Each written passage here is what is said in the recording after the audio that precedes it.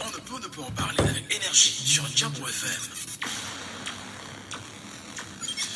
On ne peut ne pas aborder les sujets qui coiffent. On ne peut ne pas se fâcher face aux réalités qui nous entourent. Laissons parler les gens. Tous ces gens qui ont tué, ils ont pris beaucoup de tuer.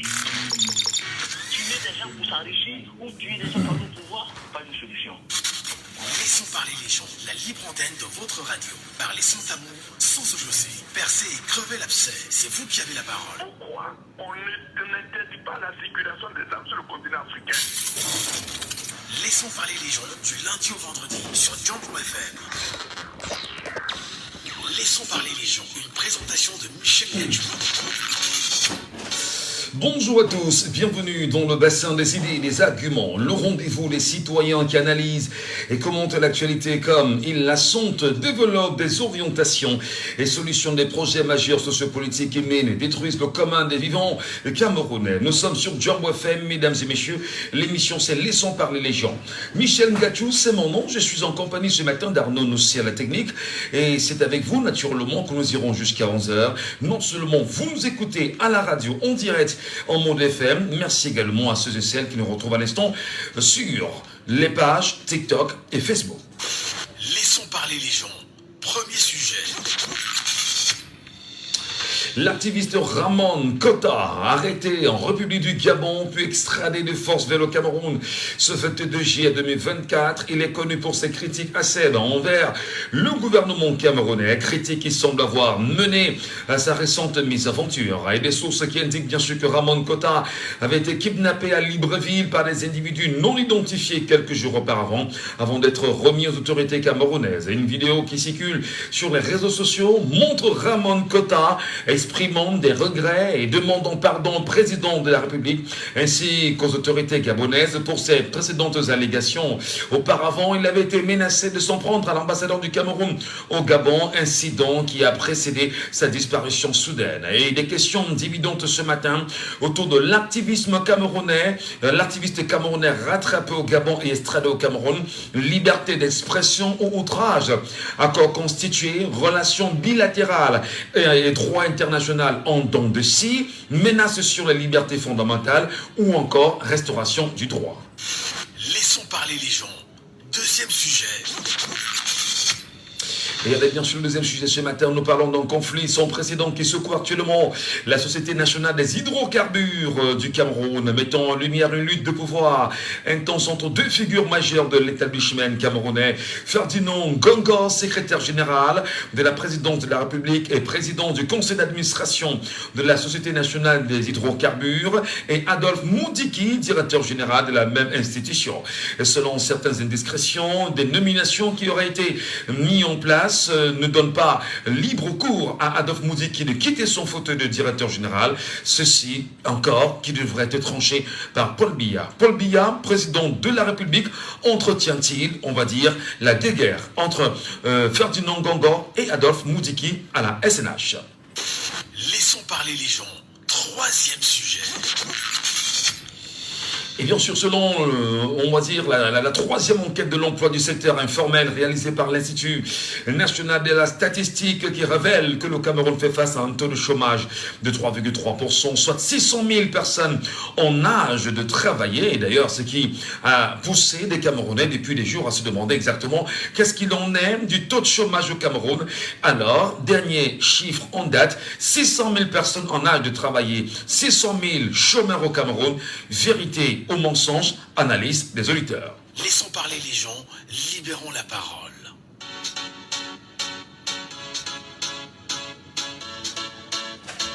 Nous tenterons bien sûr de libérer la parole et nous vous donnerons la parole très rapidement. Il faut appeler, très rapidement il faut agir, très rapidement il faut prendre la parole. Et surtout, nous allons revenir en quatrième sujet. On va essayer de faire 4 sujets. C'est rare, mais nous allons tenter de faire 4 sujets ce matin. Pression multiforme sur le préfet du Mfundi après le barreau des injonctions des partis politiques s'imposent. On a bien sûr lu le mouvement pour la renaissance du Cameroun. On en parle ce matin. Auditeur en ligne avec nous ce matin. Allô, bonjour. Oui, bonjour Michel Gadjou. Soyez les bienvenus, cher monsieur. Je Yannick de Bepada sur Maison Blanche. Yannick de Bepada, soyez les bienvenus. Quel regard vous jetez sur, on va dire, l'extradition de l'activiste camerounais baptisé Ramon Kota du Gabon vers le Cameroun et qui ne cesse de faire sensation aujourd'hui sur les réseaux sociaux? Moi, je pense qu'il n'y a pas la liberté d'expression au Cameroun. Je ne peux pas critiquer le gouvernement de 42 ans, qui a pratiquement pillé le Cameroun, en le Cameroun.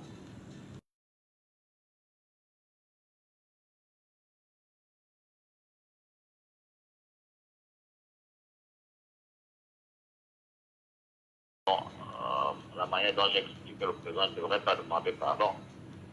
Je devrais faire la même comme tuer, on allait me tuer. Je m'en fous.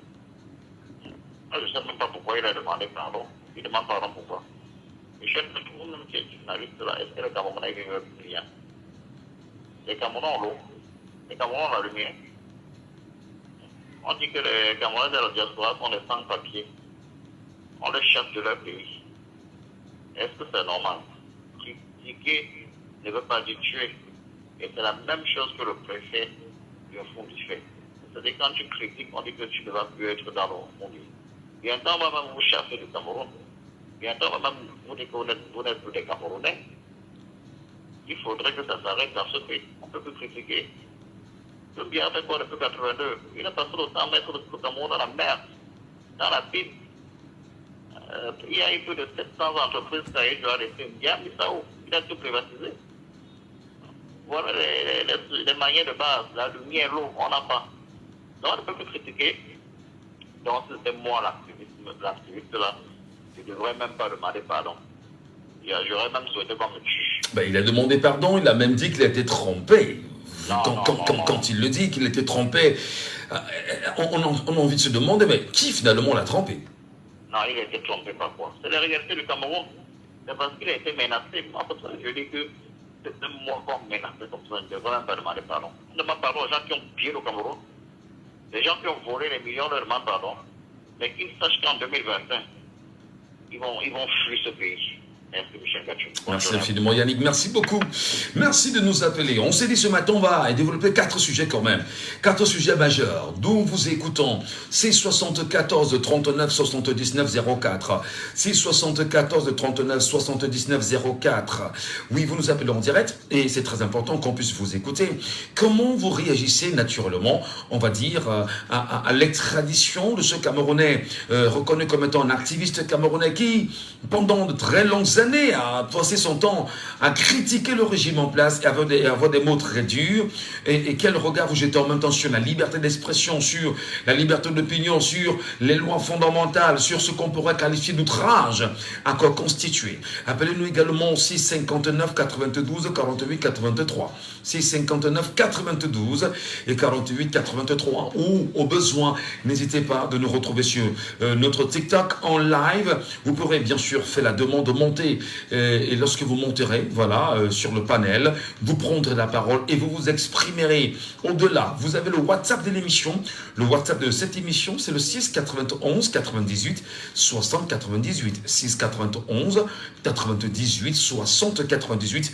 Mesdames, Messieurs, soyez les bienvenus. Nous parlons bien sûr de l'activiste camerounais Ramon Kota qui a été arrêté en République du Gabon puis extradé de force vers le Cameroun ce 22 juillet 2024, connu pour ses critiques acerbes envers le gouvernement camerounais, critiques qui semblent avoir mené à sa récente mésaventure.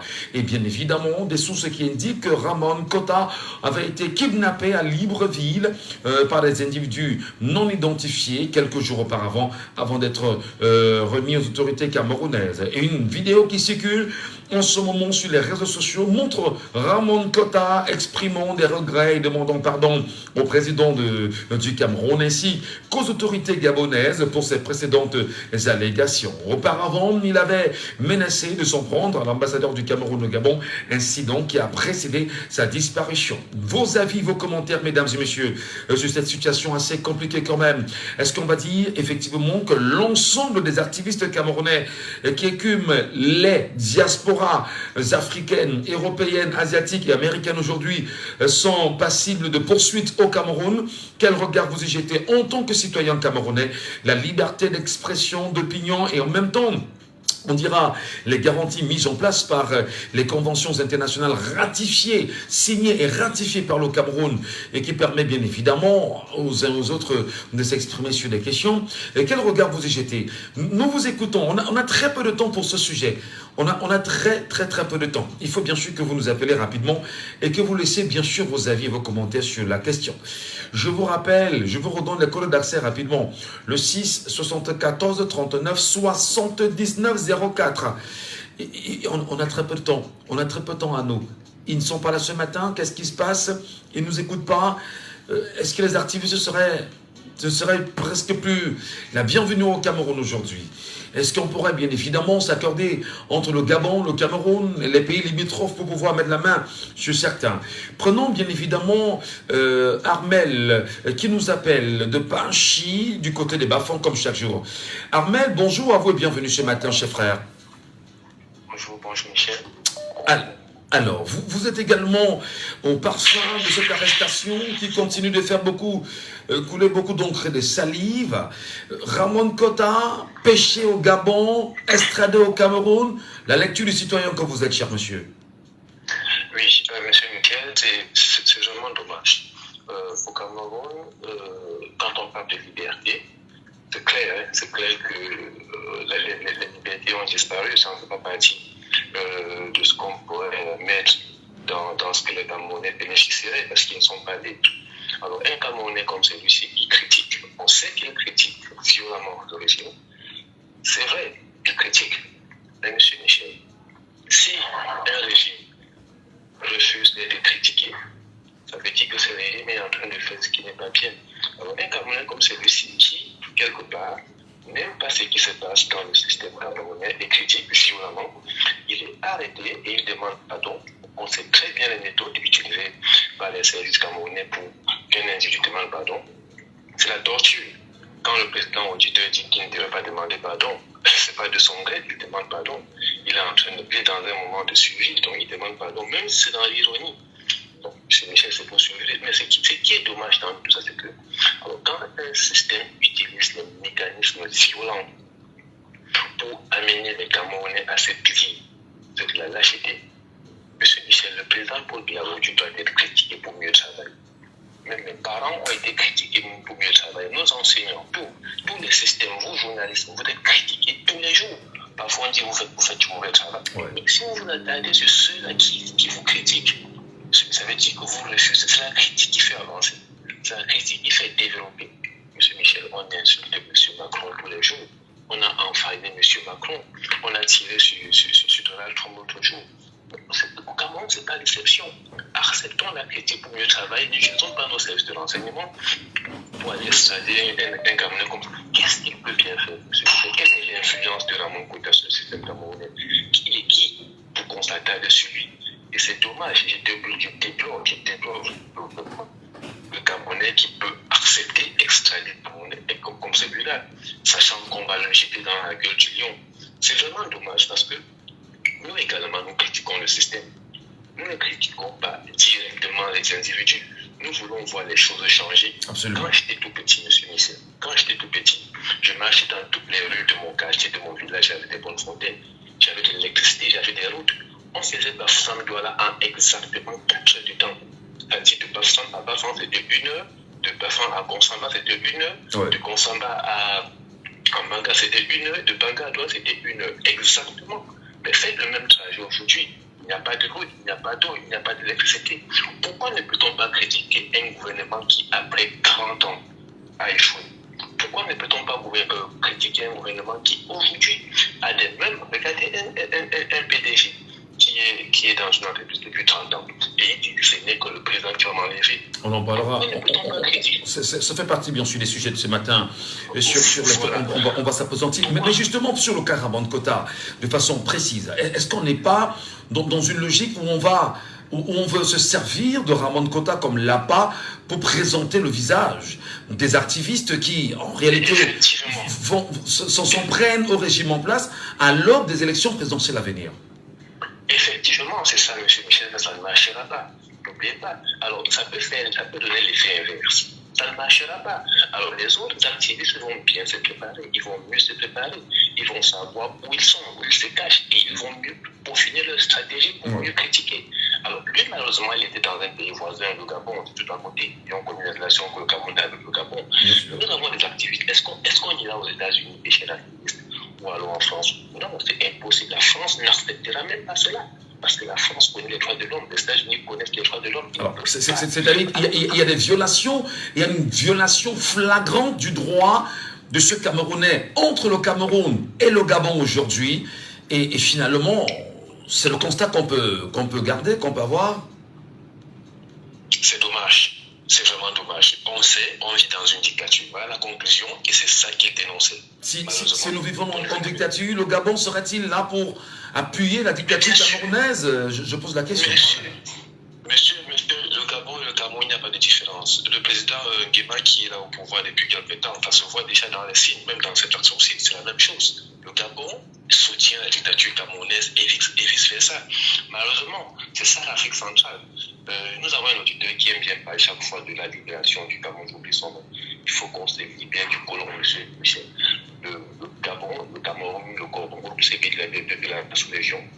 En Afrique centrale, monsieur Michel, c'est la même chose. Regardez le président.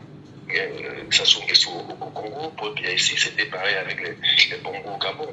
C'est la dictature pure, sûre, dure. Mais qu'est-ce qu'on va bien faire malheureusement? Et c'est pour ça que les Camerounais doivent comprendre que battons-nous pour sortir de ces systèmes. Les élections approchent.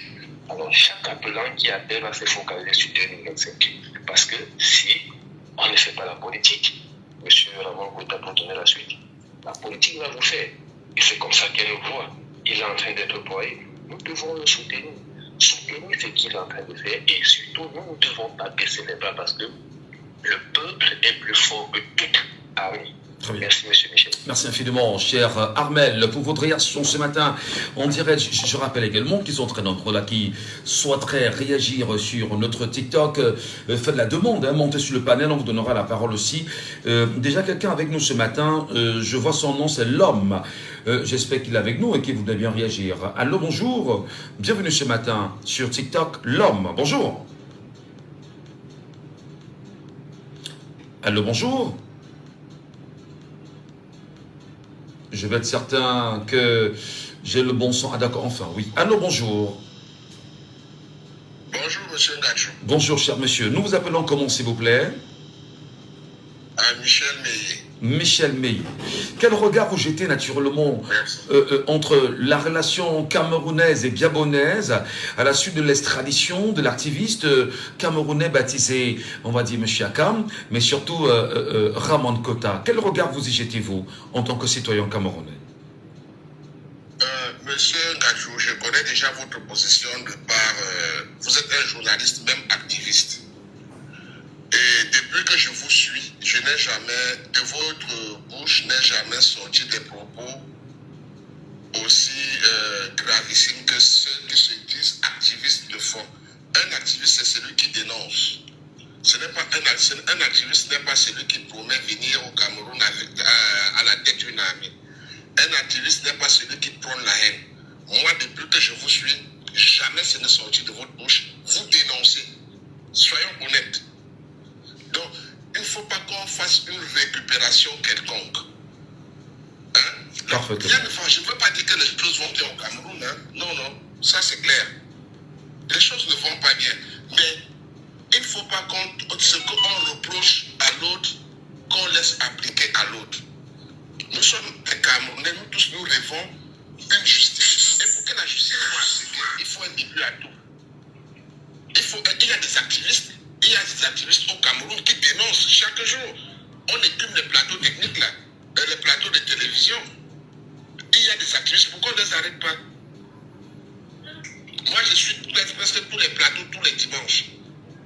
Ce qui sort de la bouche des Camerounais vivant au Cameroun. Toi en tant que journaliste, tu es certain que c'est même parfois plus grave que ce que ces gars-là disent. Mais à la chose, à la différence, après les descendants. Allez-y, cher monsieur. S'il te plaît, merci, monsieur Ngachou. Voilà, justement, je vous relance, Monsieur Meignet. J'arrivais sur les relations camerounaises allons-y. entre les relations des États. Allons-y. Merci. Les relations entre les peuples sont différentes entre les relations entre des États. Les relations d'État ne sont pas des relations des peuples. On va beau chialer. L'État, c'est dans le monde entier fait ainsi. Nous allons accuser la France, nous allons accuser tel. Ça n'empêche que la France de signer des gros contrats au Cameroun chaque jour. Les relations entre États sont différentes des relations entre les peuples. C'est des relations purement d'intérêt. On va s'apprendre à Olingue pourquoi. Il a quoi sur la paix comme promesse? Il a quoi? Il va aimer le Cameroun plus que le Gabon. Il défend les intérêts de son pays. Bon, c'est clair. Il n'a pas apprécié, il ne faut pas regarder ce que la société pense. Chez lui, c'est les intérêts de son pays, un point trait. Très bien. Voilà. Merci beaucoup, Monsieur Meignet. Vous restez avec nous, naturellement, vous ne partez pas. On a une réaction de Monsieur Noubissi qui est là avec nous ce matin, qui voulait bien réagir. Monsieur Noubissi, bonjour. Oui, bonjour, Monsieur Natou. Alors, bonjour, Monsieur Natou. quelle est votre lecture, quel est votre regard sur cette situation? Je tiens à dire, je suis monté parce que M. Meignet racontait des insanités, des conneries. C'est comme ça que je suis monté. Il ne faut pas qu'il dise, parce qu'il laisse croire que l'activiste camerounais vivant au Gabon est quelqu'un qui promotait la mort assis au passage. Il faut d'abord comprendre dans quel contexte cet activiste est né. Cet activiste est né en 2016. Je tiens à rappeler qu'il est originaire de la zone du nord-ouest ou du sud-est. Hein? Donc vous pouvez comprendre sa rage vis-à-vis face à ce régime. Et le fait d'augmenter les choses dans les ambassades, comme si on augmentait des petits pains, il est hors de question que le pain coûte 100 francs. Le lendemain, quand tu arrives à la boutique, le pain coûte 200 francs. On laisse les choses qui dénonçaient, le passeport, le visa, la carte consulaire, l'argent qui a été perdu à l'ambassade du Cameroun. Mais pourquoi est-ce que Madame l'ambassadeur, ce Meignet est descendu, pourquoi est-ce que Madame l'ambassadeur ne nous a pas dit où est passé cet argent? Pourquoi on n'a pas révoqué cette arme? L'ambassade, c'est une banque où on va garder 500 millions. Est-ce que l'ambassade, c'est une banque? Pourquoi est-ce que quand on arrive à l'ambassade, dans nos différentes ambassades, on trouve les gens qui causent une langue? Tout ça, ça fait, il faut le dire. Ce Meignet-là, je ne l'ai pas dit pourquoi. Ça fait sur les Camerounais. Mais bien sûr, ça fait sur les Camerounais. Et ça peut développer notre système maintenant. Ce qui concerne les relations entre le Gabon et le Cameroun, je tiens à vous dire qu'on l'a arrêté, les ambassadeurs à la prison de Conakry, d'après ce qu'on dit, étaient déjà au courant. C'est-à-dire quoi? C'est-à-dire que le président du Gabon, s'il a fait de façon consciente, tant mieux. Mais s'il a fait de façon inconsciente, il peut mettre ses propres populations en danger à l'extérieur du pays. C'est ce que lui, il ne vous a pas dit. C'est ce que lui, il ne vous a pas dit. Qu'il peut mettre ses populations en danger à l'extérieur. Quand il dit ses intérêts, ça ne sert pas ses intérêts, ça dessert ses intérêts. Ça dessert ses intérêts.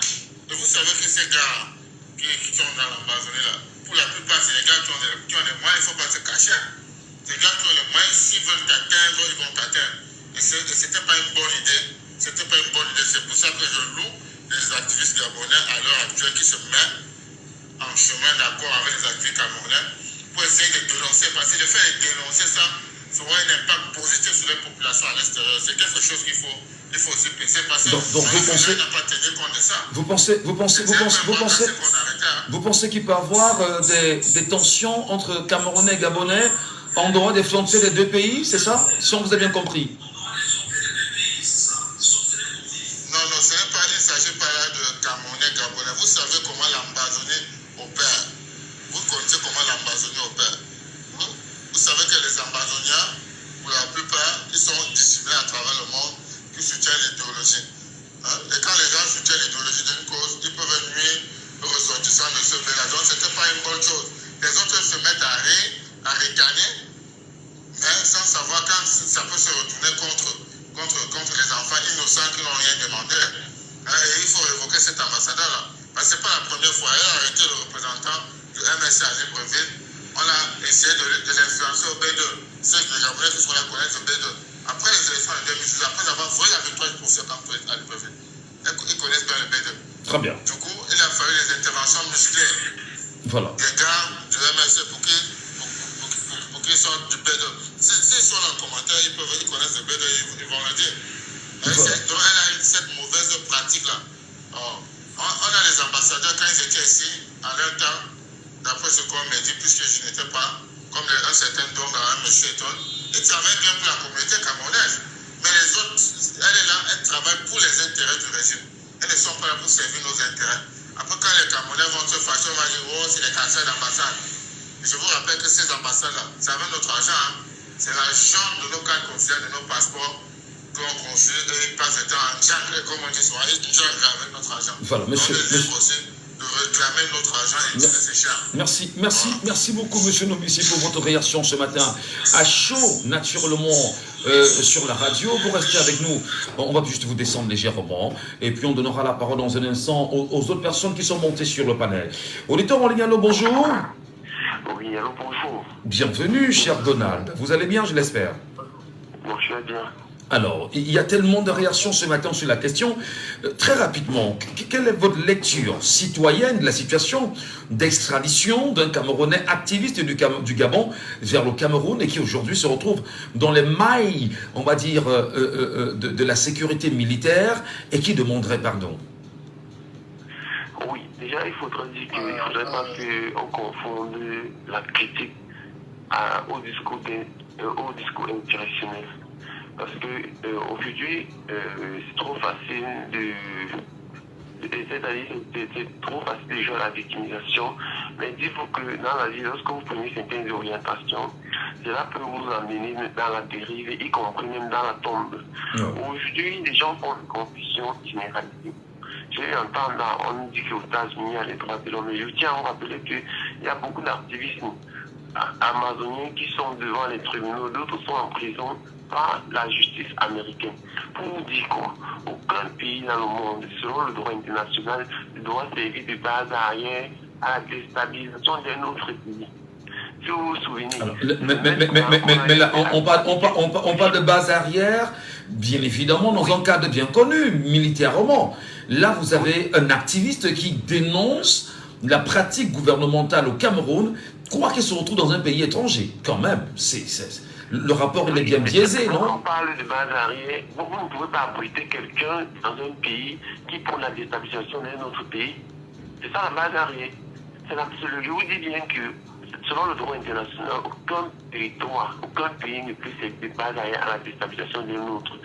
On a eu par exemple le cas d'Aïtabi qui a été péché au Niger dans le même contexte. Je vous dis quoi, des États entretiennent entre eux des relations de cordialité, c'est des relations bilatérales qui font que qui vont au-delà même de la sécurité. Alors, un individu ne peut pas, par exemple, aller au Gabon ici, appeler au soulèvement populaire, appeler au ramassement des institutions, et vous pensez que parce qu'il a plus de liberté que les autres, il a le droit de se dire. Même cette liberté, il est cadré. Aujourd'hui, les exemples sont des gens. Vous dites quoi? Il faut être conséquent dans la vie. Aujourd'hui, ils demandent pardon. Moi, je ne pense pas que parce que je suis certain que ces actes ont eu des conséquences sur le territoire camerounais. Il y a des dommages dans la zone anglophone. Il y a des enfants qui sont sans abri jusqu'à aujourd'hui, qui ne vont plus jamais retrouver les parents par la faute de ces gens qui ont des projets macabres et qui pensent qu'il faut absolument que la population compatisse à l'effort de développement. Il dit, je n'ai aucune compassion pour de pareils individus. La critique, c'est autre chose. Mais les discours insurrectionnels, moi, je ne suis pas président et je dis que l'État soit ferme. Que qu'en soit où un individu peut se trouver. Si l'État a les possibilités de mener et se rend compte que cet individu, les discussions de nature à mettre en œuvre, à déséquilibrer la providence de moi, je pense qu'il est tout à fait normal qu'on puisse attaquer ces individus. Vous vous souvenez par exemple le discours du président de la République avant le grand dialogue national, où il appelait les amis partenaires, les amis qui se disent être amis du Cameroun, à tarer à les sources des faits financiers qui se retrouvent à l'étranger. C'est la raison simplement que aujourd'hui nous ne devons pas nous s'offusquer parce que la critique, comme on dit, on peut critiquer un système, mais lorsqu'on appelle déjà à tuer les gens, les innocents. Je posais la question, Donald. Je termine. Pour dire que soyons juste prudents personne n'a créé. Aujourd'hui, tout le monde peut critiquer, mais apprenons à se distinguer. Bonjour, très bien. Merci beaucoup Donald. En même temps, c'est pas grave. Merci beaucoup. Et nous retrouvons enfin après de longues semaines d'absence. Et on se demande bien où il était passé. Félix, bonjour. Oui, bonjour Michel. Ben, on vous a. On s'est demandé où vous étiez passé depuis, Félix. Oui, vraiment, j'étais très serré là. Donc, j'ai eu assez de temps pour aujourd'hui. J'étais vraiment très serré. On a tellement de problèmes dans ce pays. On a été même inquiets. On a été inquiets. On s'est demandé est-ce que votre verve, qui est une verve portée sur la vérité, d'ailleurs vous ne mettez pas de gants lorsque vous faites vos analyses, est-ce que vous ne serez pas happé entre-temps? Bienvenue Félix ce matin. Quel regard vous jetez sur l'arrestation de l'activiste camerounais Ramon Kota et son extradition du Gabon vers le Cameroun? Oui, mais je me pose la question si détenir les armes. Je suis le soutien de l'ordre de 82. Nous dit oui, déstabiliser, déstabiliser le Cameroun. Mais nous critiquons tous les jours ici. Hein? Nous vous écoutons. Hein? Oui, allô? Nous vous écoutons parfaitement. Oui, je demande, mais il portait les armes au Gabon pour déstabiliser le Cameroun. Hein? Ouais, je dois suivre de certaines personnes disent, oui, ce sont eux, à cause de les enfants. Les enfants ne vont pas à l'école à cause d'eux. Mais qui a créé ces deux ans dans le dosso? Ce sont eux. Quand on a violé nos enfants à l'université, c'était les enseignants. Quand on a tabassé les avocats et les enseignants, c'était les qui? Franchement, qu'on nous laisse tout ça. Celui-là, il a été arrêté au Gabon. Et il a été rapatrié au Cameroun. Qu'a-t-il fait pour être arrêté, rapatrié? Donc, franchement, moi, je ne comprends pas. Nous savons qu'en Afrique centrale, presque tous les leaders qui sont à la tête des États en Afrique centrale sont tous des dictateurs. Donnez-moi un seul qui ne soit pas dictateur, qui est arrivé au pouvoir par la légitimité du peuple. Ce qui fait qu'ils sont appelés à s'entraîner entre eux. Donc, quand tu es au Gabon, tu fais une déclaration contre l'ordre de 82, alors il faut t'attendre à ça. Parce que même d'ailleurs, le nouveau chef de la jeune au pouvoir au Gabon, il est venu ici à Yaoundé faire allégeance à M. Bia pour être doublé. Alors, donc, il avait de quoi, il ne peut que se tenir au Cameroun quand M. Bia demandé d'arrêter quelqu'un et renvoyer au Cameroun. Bon, mais il est arrivé, il a subi des menaces. Pour présenter des excuses, il a subi des menaces. Alors, justement, sur cette question, bien évidemment, des Camerounais laissent croire que la demande de pardon qui a été faite de façon publique n'aurait pas dû être faite comme telle et que c'est un message fort à l'endroit des autres activistes camerounais tapis un peu partout dans le monde entier. Est-ce que c'est une menace grave à la liberté d'expression et d'opinion à la veille des élections présidentielles de 2025, à votre avis? Non, mais c'est une menace. Mais il faut aussi attendre. Hein. On ne chasse pas une dictature avec les tomates. Pour chasser une dictature, il faut être prêt à payer le prix. Donc c'est ça la vérité. Une dictature ne part pas 2025, certainement. Ils savent que c'est la fin de ces régimes. Et ils font tout pour étouffer, pour empêcher les voix critiques de dénoncer, de dire que assez c'est assez. Et on le prend, on torture un peu, et puis on le fait passer à la télévision pour présenter les excuses. Mais ces excuses qu'il a présentées là, ça influence qui? Ça ne nous influence pas. Ça ne nous influence pas de continuer à dénoncer, à dire assez c'est assez. 42 ans c'est beaucoup de souffrance, de maltraitance, de détournement, de fraude. On n'a pas peur de ça. Thomas Sankara disait, un peuple qui ne peut pas assumer sa révolution ne mérite pas qu'on s'apitoie sur son sort. Mais si nous sommes prêts à assumer, on a dit que interdiction par-ci, interdiction par-là, cela ne doit pas nous amener. J'étais hier sur un plateau où j'ai demandé que le préfet du Victoral fasse la même chose. Il verra que moi, ça serait même à mon ange que je viendrais dénoncer la comédie, l'escroquerie, l'espouf, le détournement, la fraude, la dictature, la barbarie. On ne peut pas nous empêcher de parler. D'ailleurs, ça ne peut même pas marcher. Mais nous disons à cet activiste-là, il n'a pas porté les armes, il n'a qu'utilisé sa parole et des écrits. Mais il est mal barré. Il est mal barré. Il est mal barré. On n'a encore entendu aucun avocat se constituer, au moins partie prenante, pour au moins défendre ce qu'il est, sa personne. On entend personne naturellement prendre une quelconque défense de ce Camerounais. Est-ce que c'est un message fort que l'on envoie aux uns aux autres en leur disant « Faites-le, personne ne pourra vous défendre ». Non, vous voyez que c'est pas facile. Vous voyez, parce que puisque lui, il défendait beaucoup plus les causes du Nozo. Il défendait beaucoup plus les causes du Nozo. Et il était vraiment virulent. Il était très, très dur. Bon, maintenant, les avocats doivent beaucoup réfléchir avant de prendre position. Mais je dis, il faut assumer.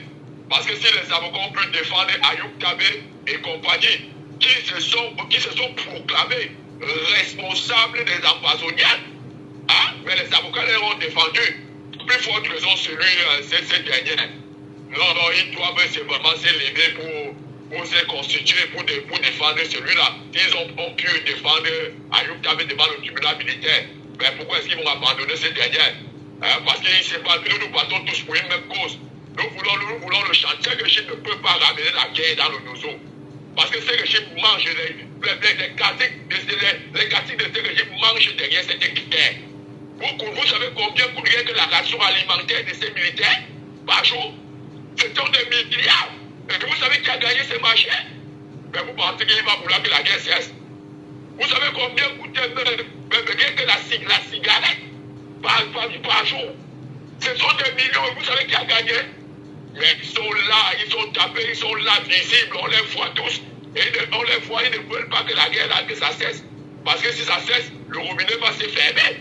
Voilà. Et il faut tout simplement que le peuple se mette en marche. Pour qu'en 2025, on chasse cette ordre de 82 pour amener la paix dans le peuple du nord aussi de l'est à l'ouest. Merci. Et il faut un nouveau régime en 2025. Merci.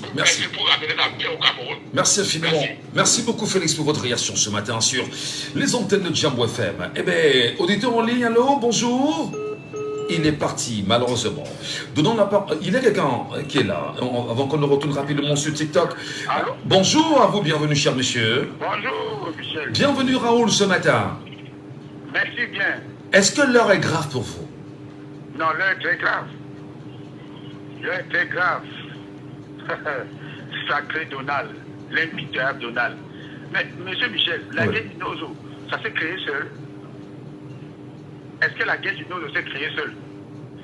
Est-ce que vous savez que c'est les mêmes conditions qui sont en train de venir dans la zone francophone? C'est les mêmes déterminations. Mais quand vous massacrez votre peuple, vous attendez à quoi? Mais il y a quel droit fondamental qui est respecté au Cameroun? Il y a vraiment quel droit fondamental qui est respecté au Cameroun? Monsieur Michel, mais lorsque on veut voir les causes de toutes ces choses-là, les causes de cette guerre-là, oui. Vraiment de Dieu, c'est terrible. C'est très terrible. Oui, mais peut-être au niveau de la guerre. Au niveau de la guerre, mais nous sommes en train de demander quelle est la lecture que vous faites dans l'extradition qui s'est passée entre le Gabon et le Cameroun de ce concitoyen qui était très dur avec le régime en place. Est-ce que c'est un message qu'on est en train de passer aux autres activistes du monde entier à l'aube de 2025? Voilà la question de fond. Michel, c'est la distraction. C'est la distraction. C'est la distraction. Le véritable problème anglophone, les vrais activistes là, les vrais activistes, comment de Dieu, vous croyez qu'on ne l'a pas forcé à demander des excuses? Vous croyez qu'elle a demandé des excuses? Mais vous ne connaissez pas le régime, Michel. Lorsque ce régime de 82 fait quelque chose entre au laboratoire, ils sont au laboratoire depuis, elle n'a pas demandé des excuses pour rien. Elle a été forcée, elle a été contrainte. Vous croyez que la lutte avec qui sont en prison, là, ils ne savent pas qui peut demander des excuses, ils sortent. Ils savent bien. Mais monsieur Michel, c'est un problème profond, le problème anglophone, c'est un problème profond. Qu'est-ce qu'on a s'attardé à qu'une activiste a demandé des excuses? Ça, c'est la distraction. Concentrons-nous sur 2025. Je veux dire que le régime a placé au laboratoire. Et ils sont au laboratoire maintenant. Souvent depuis 5 ans. Souvent depuis 5 ans qui ne peut pas. Souvent depuis 5 ans. Souvent depuis 5 ans qui ne peut pas tout ça. Faisons attention. Faisons très attention. Donc parce qu'elle a demandé des excuses. Non. Vraiment, le point a été résolu. Bon, elle a demandé des excuses. La guerre est finie. Est-ce qu'on va déposer les armes au Nozo? Ceux qui doivent demander des excuses, on les connaît. Monsieur Michel, attendez que ce pays devienne normal et bien. On connaît ceux qui vont demander des excuses dans ce pays. Très bien. Attendez. Wow. Voilà, merci beaucoup, merci infiniment. Nous avons quelqu'un qui nous appelle depuis Bamenda, qui est un Camerounais, il est tapis là-bas, c'est Hervé. Hervé, good morning my dear, you're welcome this morning. Yeah, good morning, Mr. Gacho. What do you think about this subject this morning with Ramon Kota? It's a dictatorship, my brother. It's a dictatorship. Ça, c'est la dictature. Moi, je ne m'exprime plus en anglais, mais j'aime m'exprimer en français parce que ça va toucher plusieurs Camerounais. Allons-y, il n'y a pas de problème. Oui. Quand vous voyez, la dictature, c'est ça. La dictature, c'est ça. Quand vous êtes dans un pays dictatorial, c'est ça. Tous ceux qui se dressent contre le gouvernement de M. Biya ne sont pas les bienvenus. Des petites erreurs là. Vous voyez tous les activistes qui sont dans les pays étrangers là. Celui qui tente de mettre pied au Cameroun, on va se mal le prendre.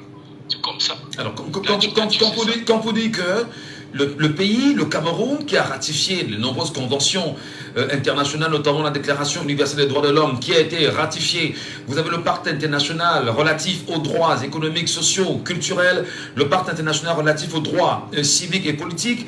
Et dans la charte quand même, dans cette charte internationale des droits de l'homme, il y a un point qui est sensible. On parle quand même du droit à ne pas être soumis à la torture.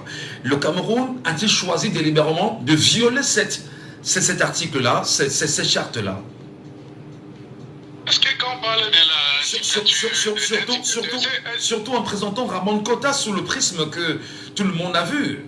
Torturé, enchaîné, pleurant, demandant pardon.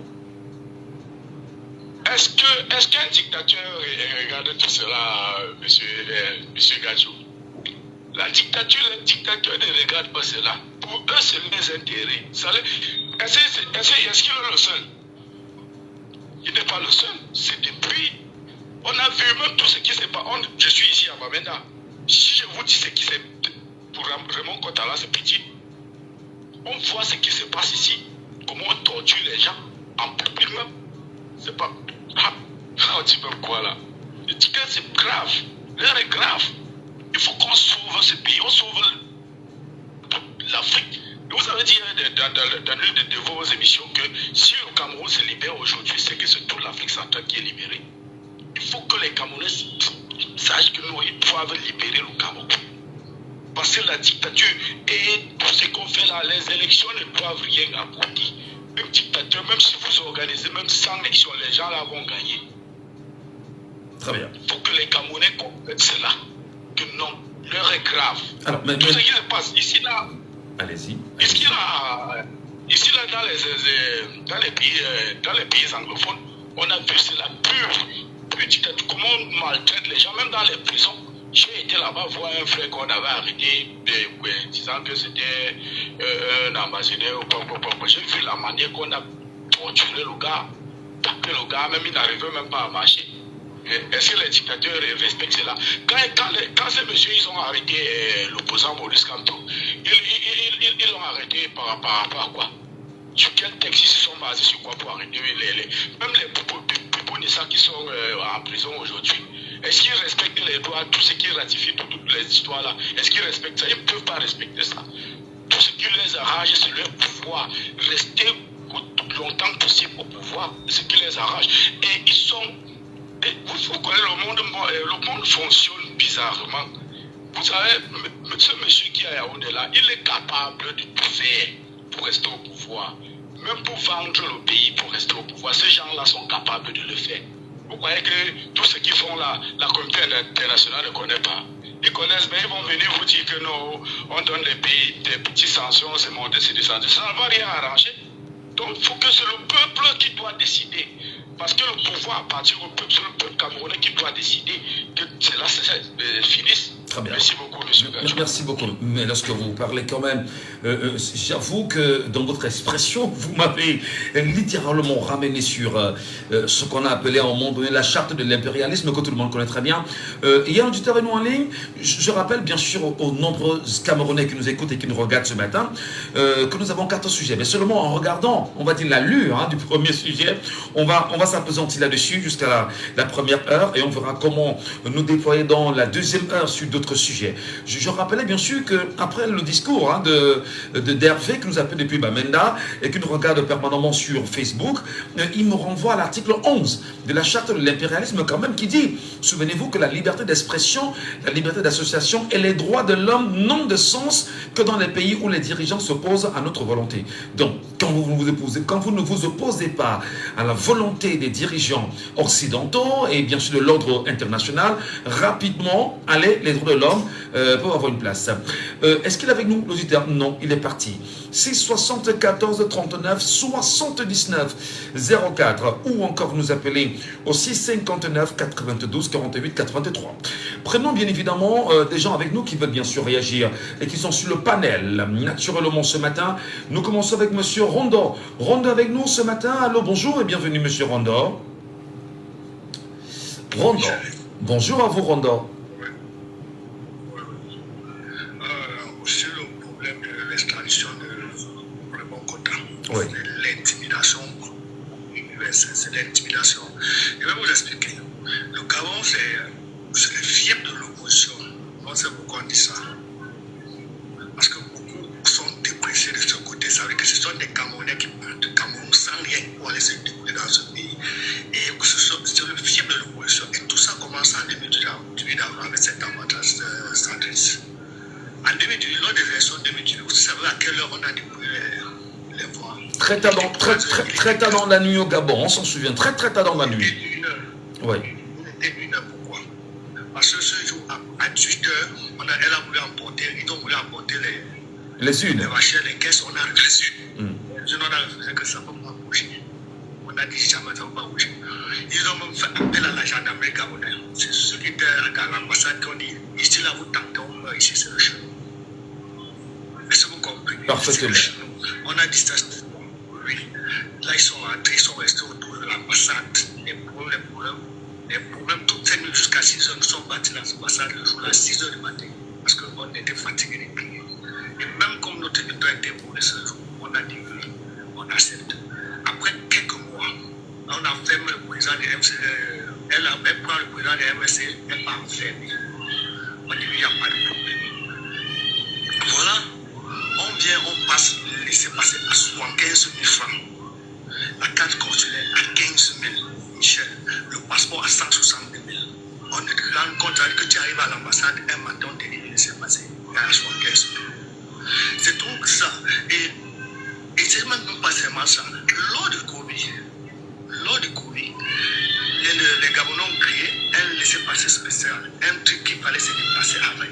Quand tu partais à l'ambassade, tu voulais payer, tu payais ça à la commune pour venir au Cameroun, il fallait aller à l'ambassade payer encore un laissez-passer spécial qui coûtait 10 000 francs. On a c'est là où la tension a pour qu'on se comprenne très bien, vous nous appelez, vous êtes au Gabon là présentement, il me semble. L'autre là n'est pas très important. D'accord, ok. Allez. Oui. C'est vrai que c'est un problème que les gens sont en train de parler, ils ne savent pas.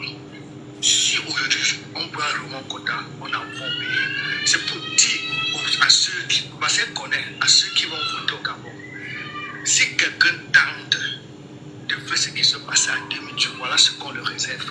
On réserve pour lui. Donc c'est de l'intimidation pour vous, pure et simple. De l'intimidation, parce que c'est le fief de l'opposition. Très bien. On n'est pas en train de chercher de long à la fin. On sait que c'est ça. Nous disons un message à envoyer que si vous tentez ce que vous avez fait en 2018, en 2025, vous allez voir. Et vous voyez comment vous s'inscrire. Aujourd'hui, vous savez comment ça se passe chez nous. On te dit qu'il faut une pièce d'identité moins de 6 mois. Il faut un passeport moins de 6 mois. Il faut une carte consulaire moins de 6 mois. Il faut une carte de séjour moins de 6 mois. 4 pièces. Incroyable. Au Gabon, c'est ça? Vous êtes sérieux là? Je vous dis ce qui se passe. Alors, une carte d'identité de moins de 6 mois, quand on sait qu'une carte d'identité au Cameroun est valide pour 10 ans. Voilà. C'est-à-dire que nous, on sait déjà que c'est de l'intimidation. Oh ben non, Que c'est de c'est l'intimidation. pas sérieux là. Moi, j'ai demandé à ceux qui disent que mon quota passe le temps à insulter les gens, je ne refuse pas qu'on nous montre au moins 3 de ces vidéos qui a dit comme les gens sont atterris là à insulter la maman du président de la République. Qu'on nous montre 3 de ces vidéos. Qu'on nous montre 3 de ces vidéos. Parce que quand tu demandes à quelqu'un que tu dis qu'il est insulté, montre-moi la vidéo là où il est insulté. Personne ne sort la vidéo pour te montrer. Voilà. Juste. Merci. Personne ne sort la vidéo pour te montrer. Rondon, ce qu'on va faire, c'est que nous sommes à quelques minutes de la fin de la première partie de cette émission. Vraiment, nous vous disons merci d'avoir réagi spontanément sur ce sujet. Donnons la parole à quelqu'un d'autre rapidement. Nous avons quelqu'un avec nous qui attend depuis un petit moment. C'est Monsieur Elogo Medefotse. Elogo, bonjour, bienvenue à vous. Bonjour, monsieur Ngatchou. Quelle est votre lecture, cher monsieur, sur cette question? Bon, d'abord, moi, je suis prudent parce que jusqu'à présent, je n'ai pas vu le chef d'accusation qu'on oppose à ce monsieur qui a été extradé. Oui. Donc, déjà, jusqu'ici, on suppute. On pense que c'est peut-être les vidéos contre le Cameroun qu'il produit, mais on n'a pas vu le chef d'accusation parce qu'il a demandé pardon à deux gouvernements, le gouvernement gabonais et le gouvernement du Cameroun. Quels sont ses rapports avec le gouvernement gabonais? Je ne sais pas, donc je ne peux pas me prononcer. D'aucuns disent que c'est sous le coup de la torture que cette expression a été faite et rendue publique. Vous n'êtes pas d'accord, probablement? Bon, je ne sais pas, je ne peux pas le dire, mais par contre, si c'est les vidéos qu'il fait, si c'est à cause des vidéos qu'il fait, moi je dis, je suis pour la tolérance zéro pour le libertinage.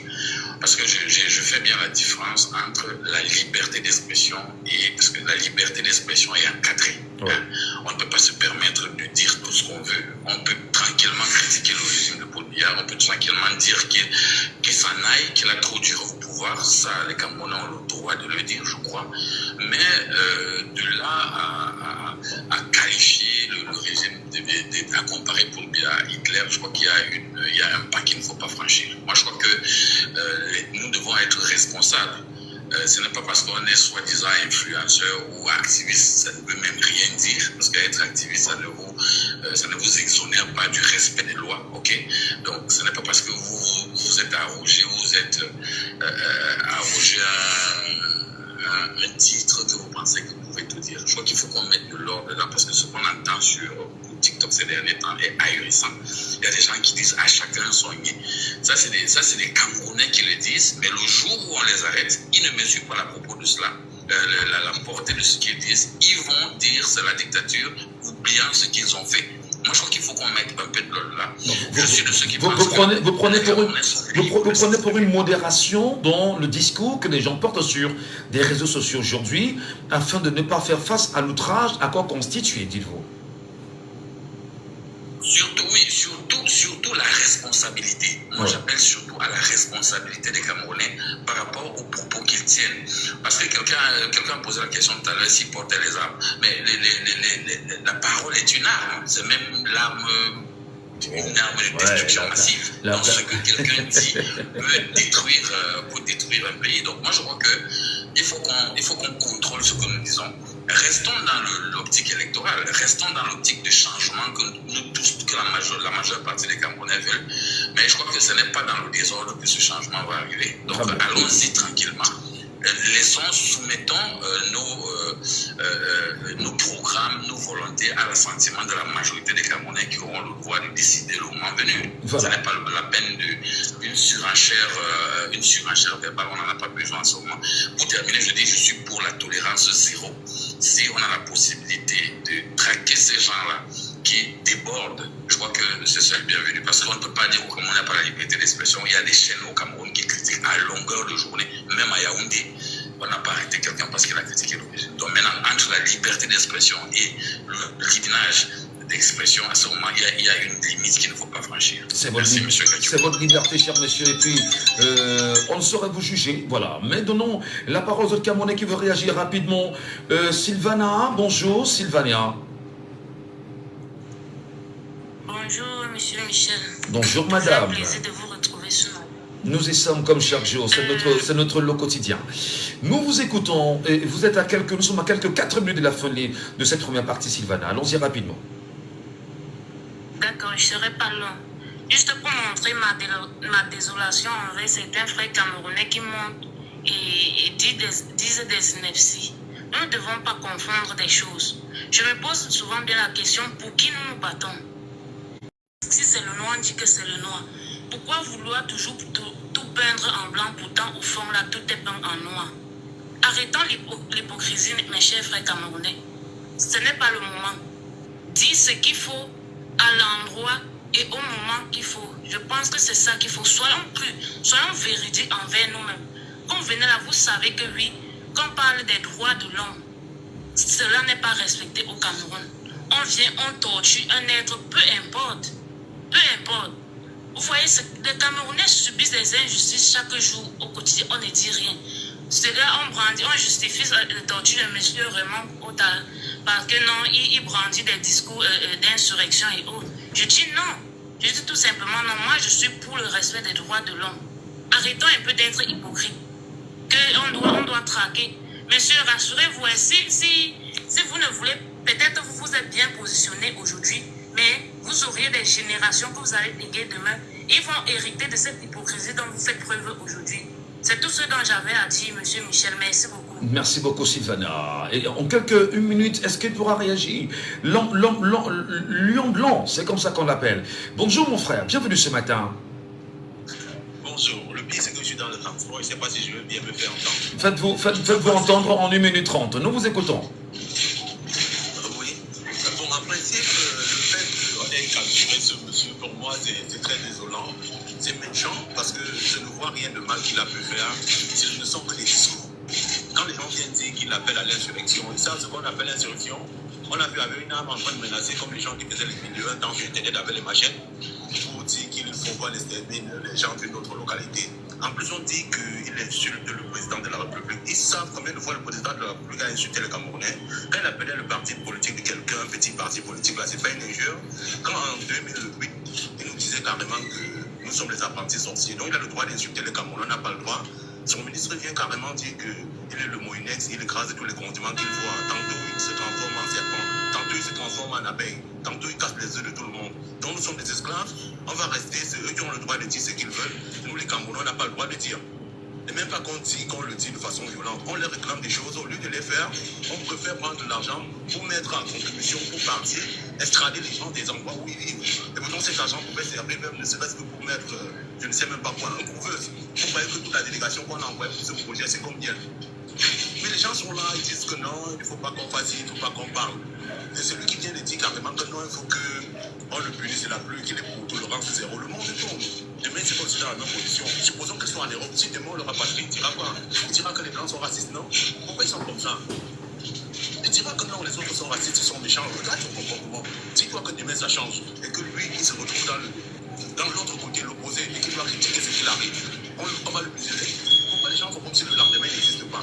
Ils vivent dans le passé, puis ils se disent que non, le monde s'arrête parce qu'ils ont une fonction, ils travaillent quelque part. À un moment, si on veut développer un pays, il faut qu'on se dise des vérités de façon crue. Si tu as mangé la de la récolte, dis ce que tu as mangé.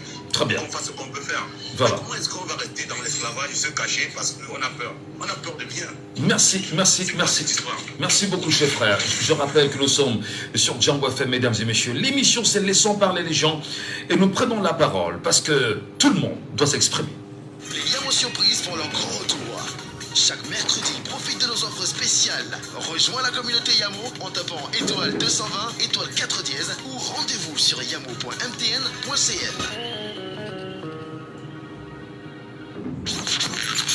On ne peut en parler avec énergie sur Django FM.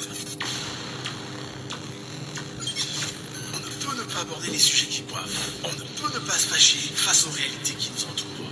Laissons parler les gens. Tous ces gens qui ont tué, ils ont pris beaucoup de tuer. Tuer des gens pour s'enrichir ou tuer des gens par le pouvoir, ce n'est pas une solution. Laissons parler les gens. La libre antenne de votre radio. Parlez sans tabou, sans se jausser. Percez et crevez l'abcès. C'est vous qui avez la parole. Pourquoi on n'interdit pas la circulation des armes sur le continent africain? Laissons parler les gens du lundi au vendredi sur Django FM. Laissons parler les gens. Une présentation de Michel Gadjou.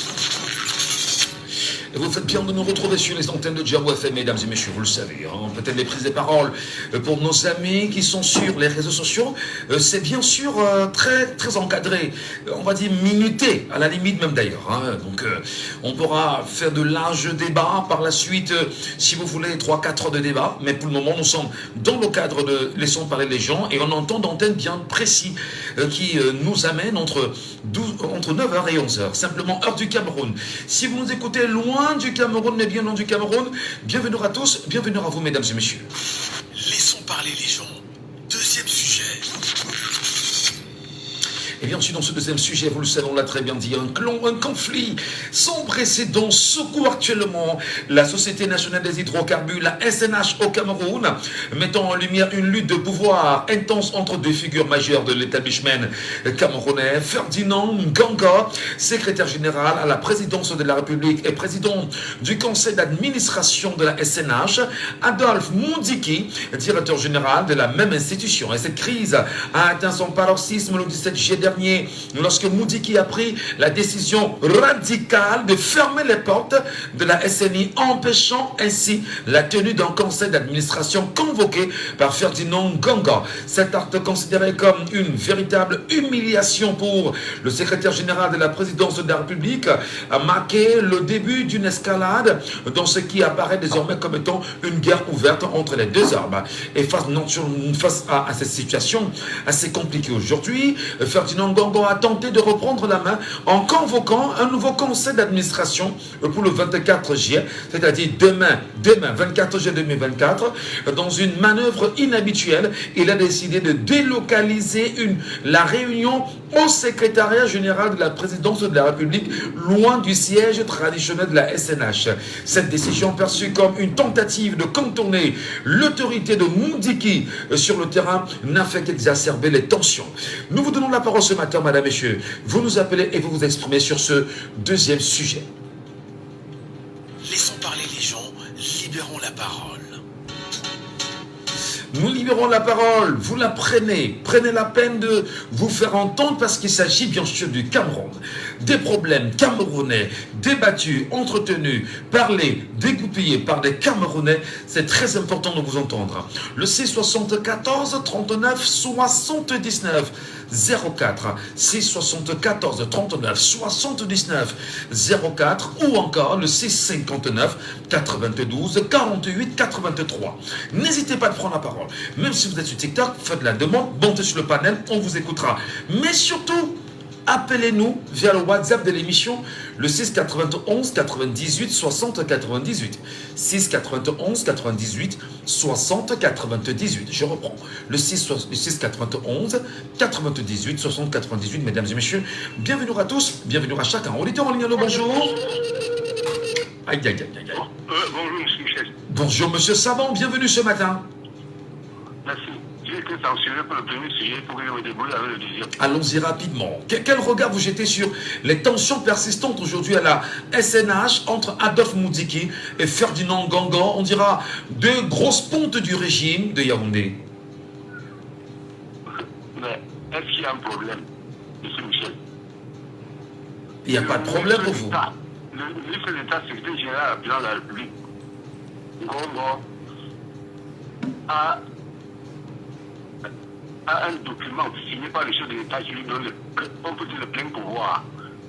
Donc il a donc fait prendre un décret décision Moundiki.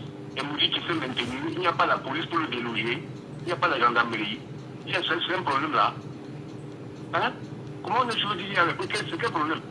Vous êtes dans un poste nommé par quelqu'un, quand la personne se décide que vous devez quitter, vous dites que vous ne quittez pas. La police est là pourquoi? La gendarmerie est là pourquoi? Monsieur Michel, pardon qu'on m'explique ça. Hein? Ça sont les amusements, c'est la distraction. C'est pour détourner le peuple du vrai problème que nous avons avec ces élections qui arrivent là. Hein?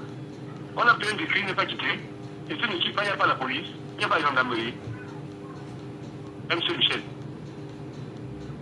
Allô? Nous vous écoutons, monsieur Savant. C'est vous qui développez. Donc vous avez les arguments. Vous en parlez avec nous. Étayez-les. Si le chef de l'État, par les autres institutions, a décidé que le ministre d'État le déloge. Il faut qu'il quitte. S'il ne quitte pas, on lui brandit le décret chef de l'État. Et aussi pour le quitter, on vient avec la police et la gendarmerie, on le déloge. Si possible, on l'envoie en prison. Alors, mais quand même, lorsque M. Moudiki ferme la porte sur Ferdinand Ngongo, interdisant d'ailleurs d'organiser, on va dire, un conseil d'administration au sein de la SNH, destituant ce monsieur Moudiki, et même s'il en venait à organiser sa réunion demain au secrétariat général de la présidence de la République, quelles sont les garanties pour celui qui sera bien sûr porté président, du moins directeur général de l'institution, d'y avoir accès? Comment vous regardez ça? Monsieur Michel, oui. Un État faible, un État mou et un État voué à la perdition. Le président de la République, pour vous nommer aujourd'hui, monsieur Michel, le lendemain, il vous destitue. Ça c'est clair. Pas la bouche. Ça c'est clair. Monsieur Moudi qui doit se conformer. Mais le ministre d'État, Ferdinand Ngongo, a raison.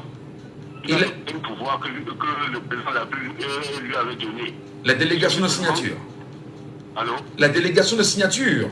La délégation de signature, je n'ai pas appelé ça plein pouvoir, monsieur Michel, parce qu'il est là comme ça, tous ces ordres d'instruction. Non, la délégation de signature a des limites quand même, hein, il faut le rappeler. Il faut qu'on soit d'accord là-dessus. Voilà. Monsieur Michel, à ce niveau, vous voyez qu'il y a encore des limites.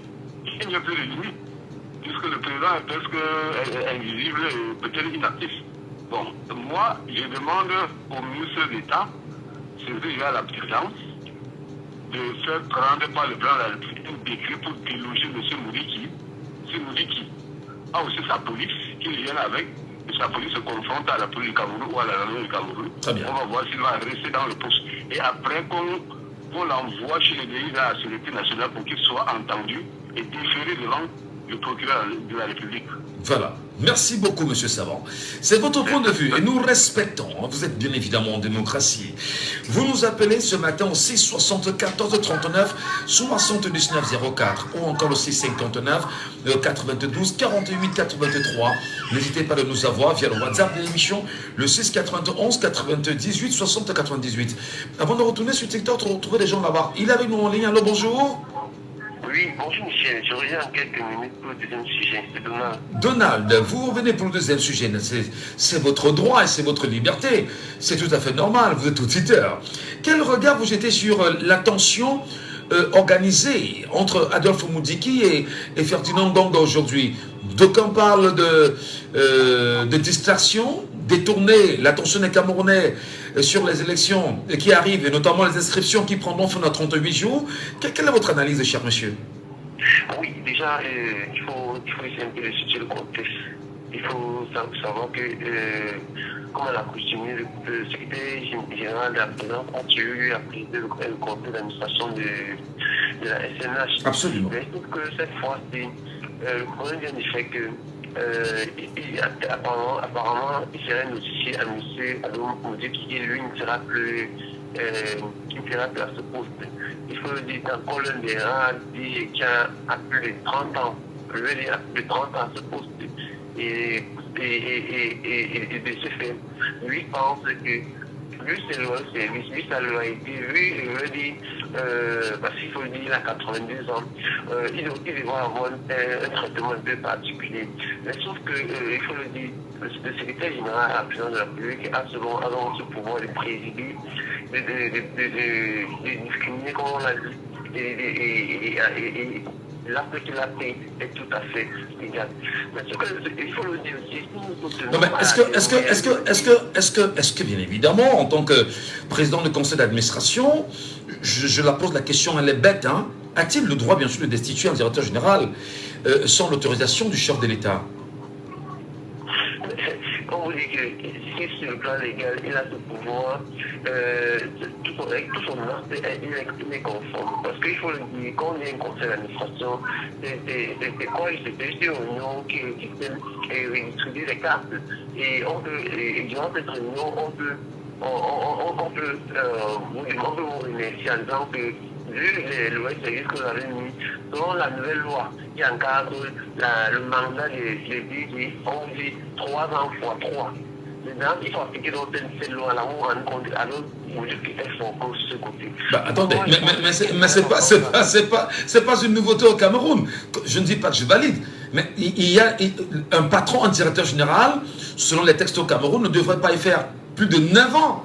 On s'en souvient du directeur général de l'Arcel qui avait démissionné de son poste après 9 ans, d'ailleurs faisant savoir au chef de l'État qu'il était incapable de poursuivre parce qu'il était dans la violation des textes. Alors, M. Moudiki, plus de 30 ans est là, il n'est pas le seul. C'est nouveau au Cameroun, la violation des textes. Mais qu'est-ce qu'on veut bien sûr transmettre comme message? Oui, il faut aussi dire, il y a un conseil de Violet qui était... Allô? Oui, il y a eu des précédents où il y a eu beaucoup d'états généraux. Vu cette nouvelle loi qui encadre le mandat des DG qui sont dénoncés et on les a remplacés. Mais sauf que le cas d'Adon Kouy, qui est un peu spécial parce que, il faut le dire, c'est parce que moi, c'est un monsieur, comme on dit, tantôt. C'est-à-dire c'est quelqu'un qui a été loyal et il estime que sa personne a été...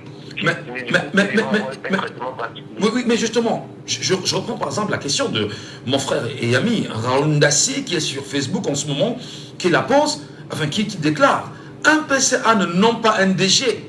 Comment vous expliquez aujourd'hui effectivement que ce soit le président du conseil d'administration qui tente de nommer un directeur général dans une institution où il est PCA au nom de la délégation signature qui encore, dans les 4 points, dans les 4 articles, ne lui donne pas bien sûr cette autorisation-là. Alors, il est parti malheureusement. Merci à vous, Donald. Appelez-nous, exprimez-vous. On va prendre des avis des Camerounais. Nous avons M. Nonchou qui est avec nous ce matin.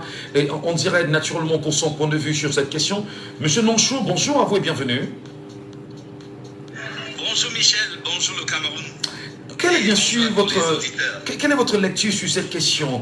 Ferdinand Nganga et Adolphe Moudiki à couteau tiré autour de la SNH. Je rappelle que la SNH, c'est la Société Nationale des Hydrocarbures du Cameroun. Donc, c'est-à-dire, tout l'argent du pétrole camerounais passe par là. Adolphe Moudiki, plus de 30 ans quand même aux affaires. N'est-il pas temps qu'il cède son fauteuil, premièrement, mais surtout, est-ce que Ferdinand Nganga a le pouvoir et le droit de le débarquer en lieu et place du chef de l'État?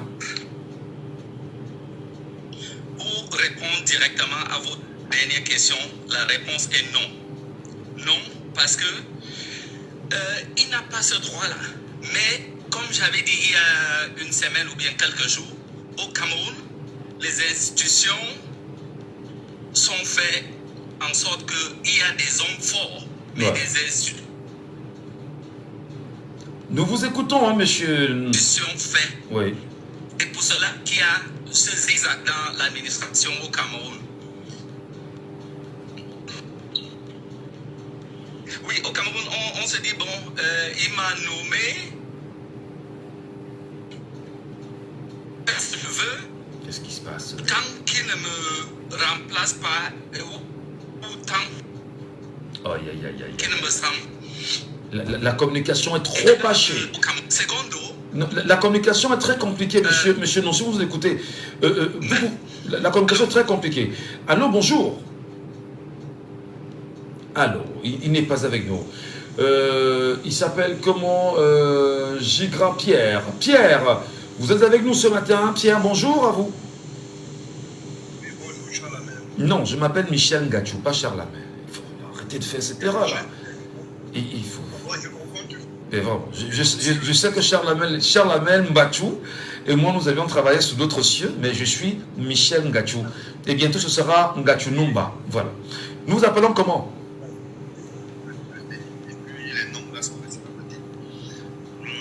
Moi, ma question c'est que, ma réponse d'abord premièrement c'est que le Cameroun c'est une république bananière.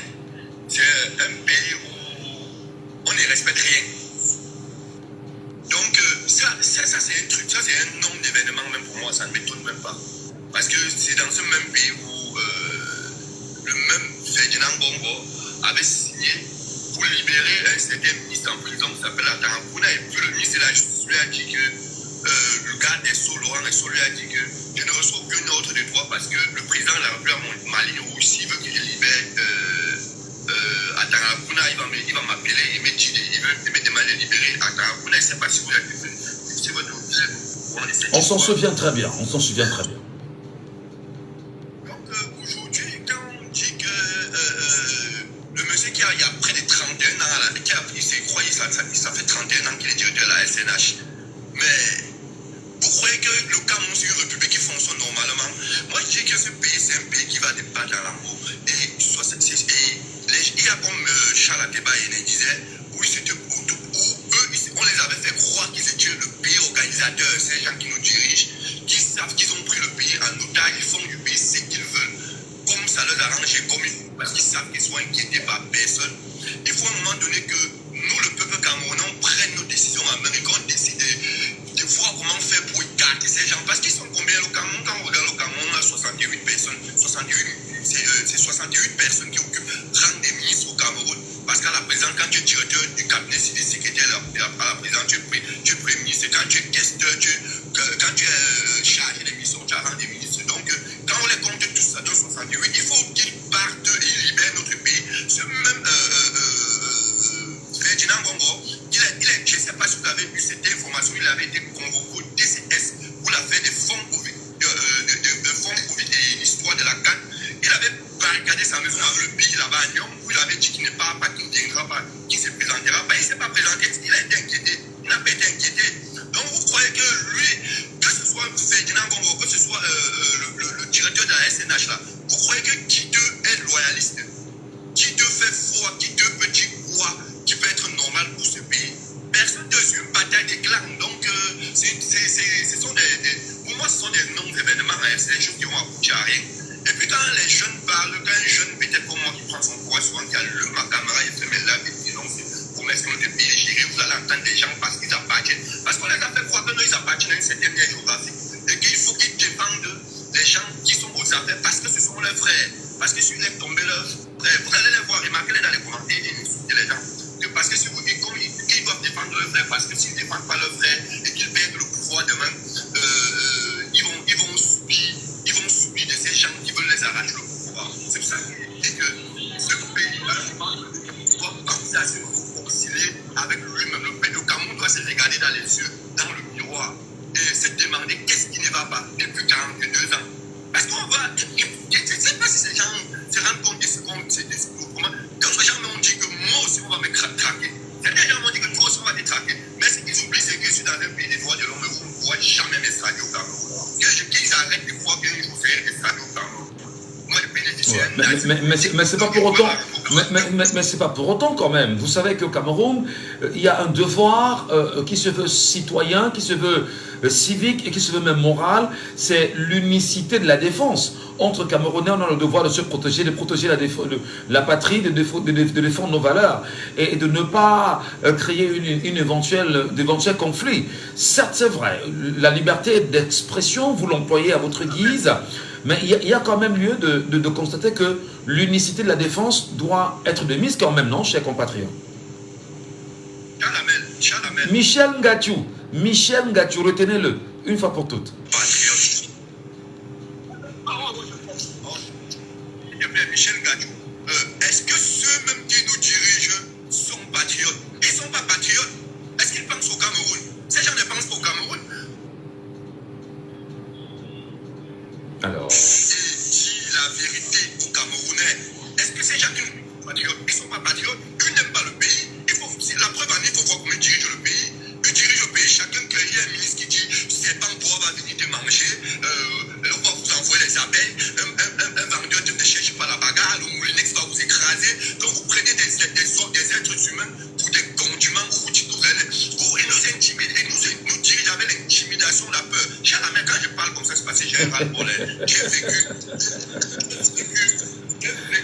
vécu de la torture dans ce pays. Ces gens ils m'ont fait passer pour un ambassadeur, un terroriste, quelqu'un qui était de Côte d'Ivoire, qui avait la base, ils m'ont torturé dans les cellules, là-bas au CNI, j'ai fait tout ce dur dans leur même au CNI central, à cause de la fille d'un général qui m'a accusé d'être un ambassadeur. Et puis après, quand on parle aujourd'hui, qu'on a l'oral pour les autres, et qu'on dit tout ce qu'ils font, comment est-ce qu'ils traitent les Camerounais. Moi, j'ai suivi l'histoire de Michel Atangana, et quand de Michel Atangana, quand j'ai suivi l'histoire de Michel Atangana, mais je me suis dit, mais moi, ça aurait pu être moi qui m'avait pris. Et puis quand on parle, on dit que non, le pays pays est mal géré, il y a des gens qui vont dire que vous dites que le pays est mal géré, mais le pays est bien géré. Mais ils sont pas au Cameroun, ils sont à l'Occident, ils disent que le pays est bien géré. Moi, je suis parti au Cameroun par routier, Michel Gadou, je suis parti au Cameroun par routier, parce qu'il y avait vécu des traumatismes dans ce pays.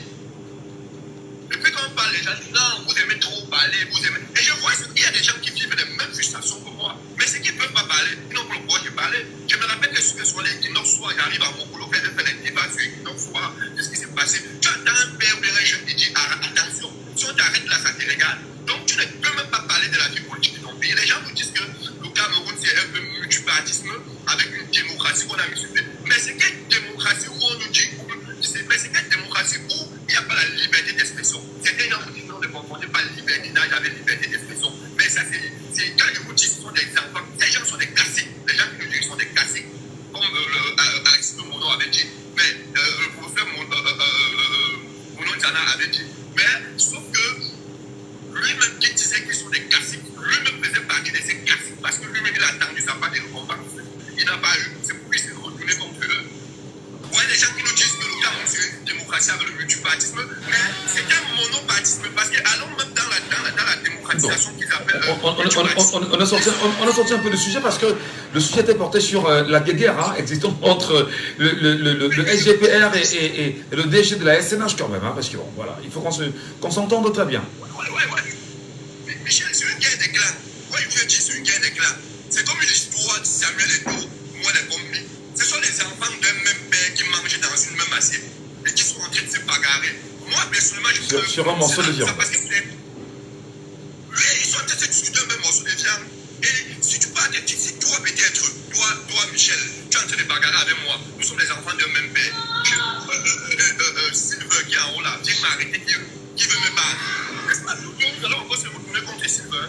Ne peuvent même pas se mêler dans ça. Ils savent ce qu'ils sont en train de faire sur bataille des clans entre eux là-bas. Ils doivent s'entendre là-bas entre eux. Très bien. On va se mêler dans ça après demain. Voilà, merci beaucoup Pierre, merci.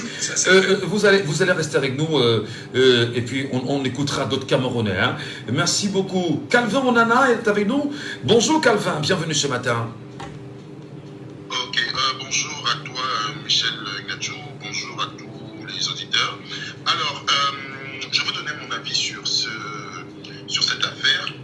Déjà, il faut le dire que les textes disent que la SNH est mise sous l'autorité du secrétariat général de la présidence. D'accord. Donc, tous les secrétaires généraux de la présidence de la République sont les présidents du conseil d'administration de la SNH. Donc, par conséquent, en tant que président du conseil d'administration ou en tant que tutelle de la SNH, le secrétaire général a le droit d'appeler au conseil d'administration. Mais maintenant, est-ce qu'il a le droit de débarquer ou de nommer un directeur général de la SNH? Je ne crois pas. Je pense qu'il a le droit de faire un rapport si il y a défaut ou pas et soumettre ça au président de la République. Monsieur Nana, est-ce que justement le comportement du SGPR aujourd'hui ne démontre pas le bicéphalisme au sommet de l'État du Cameroun? C'est-à-dire qu'on a Paul Biya de l'autre côté, président de la République du Cameroun, qui gère ces affaires-là, et on a Ferdinand Ngongo également de l'autre côté qui joue désormais le rôle du chef de l'État. Est-ce qu'on n'est pas dans un bicéphalisme là, cher monsieur? Non, on a toujours été dans un bicéphalisme. Parce qu'en réalité, tous les secrétaires généraux de la présidence de la République ont toujours bénéficié de la signature, de la délégation signature du président de la République. Absolument. Et sauf que vous allez vous rendre compte que le secrétaire général de la présidence de la République a pris le pouvoir du Premier ministre. Parce qu'en fait, on n'a plus, c'est lui le patron de l'administration camerounaise. Donc ça, c'est quelque chose qui a toujours dérangé dans notre système, dans nos lois. Il va falloir changer ça. Mais ce que je veux dire ici, c'est que aujourd'hui, on se focalise sur Congo parce que le président de la République se fait plus voir. Le président de la République n'est plus là. Bon, on ne sait pas s'il est là, s'il n'est plus là. On ne le voit plus. On ne sait pas ce qui se passe. On sait juste que sur hautes instructions, il a décidé ceci. Sur hautes instructions, on ne sait même plus si ce sont les hautes instructions de la présidence. Bon, parce qu'il faut faire de la part de deux choses. Il y a les hautes instructions de la présidence de la République, et il y a les hautes instructions du président de la République. Non, bon, maintenant, Non, il y a les hautes instructions du président de la République et il y a les hautes instructions de la présidence de la République.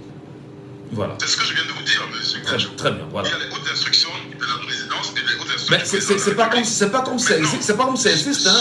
C'est juste que c'est des constats qui ont été faits, que les documents apparaissent sous les hautes instructions du président Paul Biya, président de la République, et d'autres documents qui ne portent pas la mention du nom du chef de l'État. Voilà. Donc, dans ce qui se passe là actuellement avec la SNH, ce sont les hautes instructions de qui? Le conseil d'administration est convoqué par qui? Ferdinand Le Ngongo. secrétaire général de la présidence. Jusque-là, c'est normal. Ouais. Oui, jusque-là, c'est normal. D'accord? Bon, mais moi, je n'ai pas vu une correspondante de Ferdinand Ngongo qui disait qu'on allait débarquer Moutiki. Moi, je n'ai pas vu une correspondance. Je ne sais pas si vous l'avez entendu. Non, pas du tout. Je ne l'ai pas vu non plus. Mais fermez la porte à Ferdinand Ngongo. Fermez la porte à Ferdinand Ngongo du côté de la SNH. Et que Ngongo tente également d'organiser cette réunion demain au secrétariat général de la présidence de la République. Qu'est-ce que cela renvoie pour vous comme commentaire? Qu'est-ce que cela vous inspire comme commentaire, monsieur Nana? Là-bas, c'est des problèmes de personnes. Là-bas, c'est des problèmes de personnes. Mais il s'agit de l'État du Cameroun, monsieur Nana.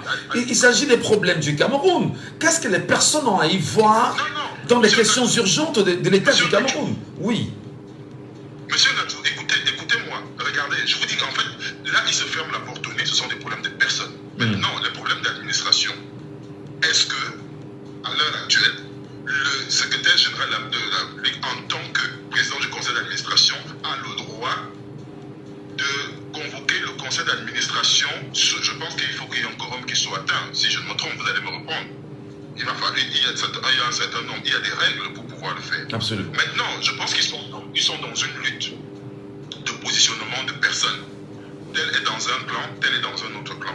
Mais moi, je peux vous dire que, personnellement, mon avis personnel, j'aimerais bien que Adolphe Moutiki parte. Parce qu'à un moment donné, ce n'est pas la maison, ce n'est pas l'héritage de son père ou de sa mère. C'est l'héritage des Camerounais. Il a fait 31 ans ou plus.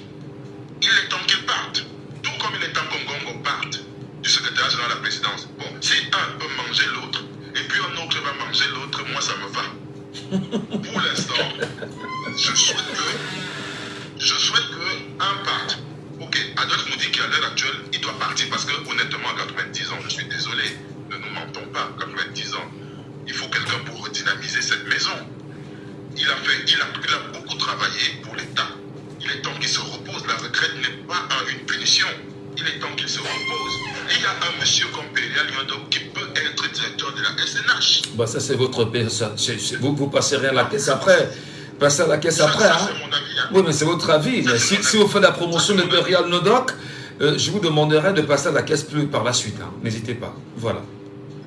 C'est Périal qu'on parle de lui, qui vient bien évidemment rencontrer. Non, voilà. C'était une petite digression comme ça, mais ce que je veux dire, c'est qu'il y a des gens qui peuvent travailler, qui peuvent continuer ce que monsieur, comment il s'appelle, Moutiki a fait. Il y a des gens qui peuvent continuer. Comme Moutiki aille se reposer, il est fatigué, monsieur Ngadjou. Est-ce que le dit, ça veut dire qu'il est fatigué? Hein? Après, comme on va le manger, ok, bon, dès qu'il le mange, on attend aussi quelqu'un qui va manger Ngongo. Parce qu'il faut bien dire à Ngongo qu'il y a des gens plus puissants que lui. Hein. Vraiment, il y a des gens plus puissants que Ngongo dans ce pays. Ils ont été mangés. Vous vous rappelez qu'il y a eu un Titus Edzoa qui était. Les gens ne connaissent peut-être pas qui était Titus Edzoa dans ce pays. Mais Titus Edzoa était un homme très puissant. Et je vous dis que sur les hautes instructions, Titus Edzoa avait la capacité de prendre les hautes instructions pour dire que je viens prendre le président m'a demandé de venir prendre votre femme et vos enfants dans la maison. Il le fait, attention. Hein. Donc il y avait des gens plus puissants, les Titus Edzoa, les Mebengo et consorts, les Marafa et tout. Bon. Voilà. Peut-être que Ngongo, il est plus malin. Mais ce que je veux dire, c'est que à l'heure actuelle, si Moutiki doit partir, qu'il parte. Moi, je ne vais être heureux pour qu'on mette quelqu'un d'autre pour pouvoir nous gérer ça. C'est ça. C'est votre point de vue. C'est une affaire entre... Oui, ça c'est mon point de vue. Je vous remercie. Merci de m'avoir donné la parole. Merci infiniment. Nous sommes à la radio. Hein. C'est vrai qu'on peut avoir un débat sur TikTok après. On pourra en parler pendant des heures. Hein. Je prends d'abord Armel, qui est avec nous ce matin et qui tient absolument à réagir sur ce sujet. Armel, vous nous retrouvez, c'est ça? Oui, c'est bien moi, je suis encore là, Michel. Voilà. Ce sujet vous parle aussi comme bon nombre de Camerounais. C'est vrai qu'on a un troisième sujet. Il va falloir qu'on fasse vite pour pouvoir en parler. Votre commentaire rapidement, Armel, et on sort. D'accord. D'accord, je vais aller très vite, monsieur Michel. Donc, j'aime bien rappeler sur le Camerounais que le Cameroun, c'est pas un pays, c'est un endroit, monsieur Michel. Pas... Nous sommes dans ce que on ne peut pas qualifier. Ça fait honte. Ça fait vraiment honte. Ce que le Cameroun est en train de vivre en ce moment. Alors, M. Michel, on parle de M. Adolphe Moutiki. Il est là depuis 30 ans. Ça veut dire que les enfants là qui ont eu le bac n'étaient pas encore nés. Les enfants qui ont eu le bac récemment, là, puis qui ont eu le bac, n'étaient pas encore nés quand ce monsieur est dit. Ou bien quand le Cameroun a monté la en 2000 et 2002, là, il était déjà directeur. C'est à peine quand on a vu le mondial 90, là, c'est à peine là qu'il était. M. Michel n'est pas quand même dans la maison de sa mère. Et même dans la mère, on sort parfois pour aller loin. Monsieur Congo, de son côté, c'est une grosse honte. Parce que tout récemment, Monsieur Congo, on se rappelle la scène là où il a mis les éléments du pays dans sa maison. Il a dit personne n'est jamais retiré ici. Personne. On vit le même scénario. Est-ce qu'on est dans un no man's land? Chacun fait ce qu'il veut comme il veut. Personne ne peut prendre l'autorité sur l'autre. Et qu'est-ce que ça augure pour l'avenir du Cameroun, justement? Oui, effectivement, ça montre déjà des gros signes. Ça montre déjà la chute de ce régime. C'est un bateau sans capitaine. C'est la grosse chute de ce régime. Parce que les institutions dont on parle, ça n'existait pas. Pardon, je vais dire les hautes instructions, pardon, ça n'existait pas. Si c'était existé, celui qui a donné les instructions devait couper court. Il dit non, c'est comme ça. Monsieur Moudi, il sait sur quoi il compte. J'ai bien peur des lendemains de cette affaire. Il sait très bien sur quoi il compte. Il sait que c'était l'ami personnel du chef de l'État. Il est ami du chef de l'État, mais avant Congo n'existe. Ce sont des très jeunes amis. Il sait sur quoi il compte. Il sait que ce que monsieur Congo est en train de mettre en place, ça n'existe pas. C'est quelque chose qui gêne. Est-ce que pour sortir, ça ne met pas un peu mal l'image de ce Ngongo que tout le monde redoute aujourd'hui, rejette même à la limite, et qui tente d'une manière ou d'une autre de se faire accepter? Son pouvoir est en train de se faire vivre, M. Michel. On a vu avec ce qui s'est passé avec Samuelito, on va voir encore avec ce qui s'est passé avec M. Moutiki. Son pouvoir est en train de se faire vivre. Et ceci, nous, l'opposition, on applaudit. Ils vont se manger entre eux, ils vont se déchirer entre eux. Les longs couteaux vont sortir, c'est le grand soin qui approche. Tant mieux. Pendant qu'ils vont se déchirer, nous, on va trouver notre chemin et finalement, on va prendre le pouvoir. C'est ça. Donc, je préfère que le bataille se poursuive, qu'il se déchiquette. Et bien sûr, M. Bobby, c'est dans son grand fauteuil en train d'applaudir parce que là, il aime bien voir ça. Parce que c'est en faisant comme ça qu'il assoit son pouvoir. C'est en faisant. Quand M. Michel, ça se passe comme ça entre les membres de ce gouvernement, ça veut dire que quelque part, M. Bobby est bien protégé là où il est. Il sait. Personne n'est là pour fomenter un petit coup d'État ou bien un renversement. Non, parce que là, si quelqu'un mouchard, il y aura des mouchards, il y a des gars qui vont trahir. Donc, c'est clair, M. Michel, c'est ça. Pour dire, c'est une stratégie. J'aime bien ce monsieur en termes de stratégie. Mais malheureusement, il est vieux. Malheureusement, son père a sonné. Il va céder la place. Et c'est le peuple qui paye le prix dans cette guerre-là, aujourd'hui. Malheureusement. Dans quelques mois, M. Michel, on va décider. En 2025, on va décider. Et que ce soit Moudjiki, que ce soit Ngongo, tous ils vont partir au Cameroun par la suite. Merci, M. Michel. Merci infiniment, vous, cher monsieur. Très bonne journée à vous, Armel, et à très bientôt pour d'autres réactions sur les antennes de Jambo FM. Nous sommes avec vous, mesdames et messieurs, vous le savez. On va tenter, on va forcer un troisième sujet rapidement. On aurait bien voulu parler de... oui, on peut parler quand même de ces 600 000 personnes en âge de travailler au Cameroun qui sont chômeurs. 600 000 personnes qui sont les chômeurs au Cameroun. On en parle? Oui, c'est parti. Laissons parler les gens. Troisième sujet.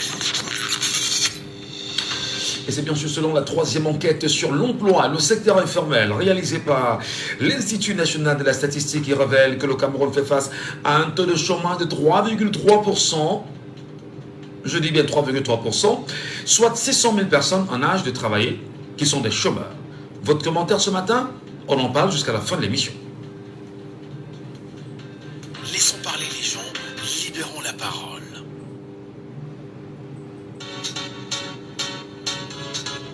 Qu'est-ce que vous ont dit vos Camerounais? Peut-on véritablement dire qu'en matière de chômage au Cameroun, l'Institut national de la statistique nous donne le chiffre de 3,3% de Camerounais, c'est-à-dire sur 100% de Camerounais, 96,7% de Camerounais sont des travailleurs, ont des emplois, que ce soit dans le secteur formel ou informel. Je ne sais pas si c'est informel, c'est un secteur reconnu, enfin, que ce soit au niveau du privé ou encore employé par l'État, tous ont du travail. On n'a que 600 000 personnes au Cameroun qui sont chômeurs. Votre commentaire nous intéresse, mesdames et messieurs, sur les antennes de Jambo FM. Bienvenue à tous. 674 39 79 04. Est-ce que vous nous entendez? Est-ce que nous sommes chez vous? Est-ce que la radio arrive où vous êtes? Parce qu'on veut vous entendre vous exprimer là-dessus quand même. 674 39 79 04. C'est bien évidemment le premier code d'accès. Vous avez le 6 59 92 48 83. 6 59 92 48 83. Ou encore, vous nous appelez simplement au 6 91 98 60 98 via le WhatsApp de l'émission. L'antenne vous appartiendra et nous vous écouterons véritablement. Bienvenue à vous, mesdames et messieurs. Il y a des gens qui veulent réagir, qui sont sur le panel, qui veulent prendre la parole sur la question. Nous donnons la parole en premier à Bertin. Bertin avec nous ce matin sur cette question. Bertin, bonjour à vous et bienvenue. Allô, Bertin. Bonjour, monsieur Michel. Nous sommes sur Jambo FM, c'est votre radio. La radio qui tutoie doit là aujourd'hui et qui devient, quoi qu'on le veuille par la force du travail, la première radio FM de notre pays. Nous vous écoutons ce matin, Bertin. 600 000 Camerounais sont en chômage selon l'Institut national de la statistique depuis les rapports de 2023. Votre commentaire?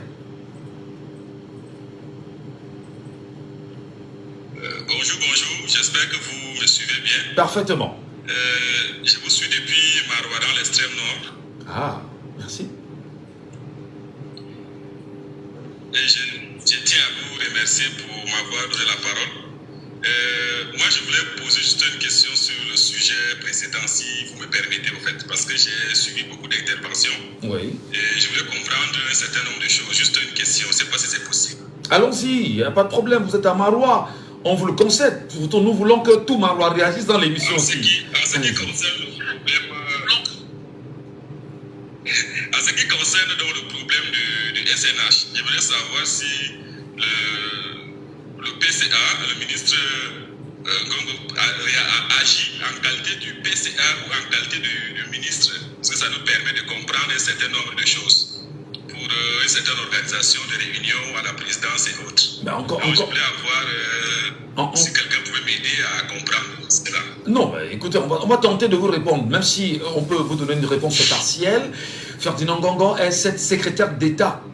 Voilà, il faut bien sûr comprendre quelles sont les missions qui sont dévolues à un ministre d'État. Pour un ministre d'État, quelles sont les missions qui sont dévolues à un ministre d'État?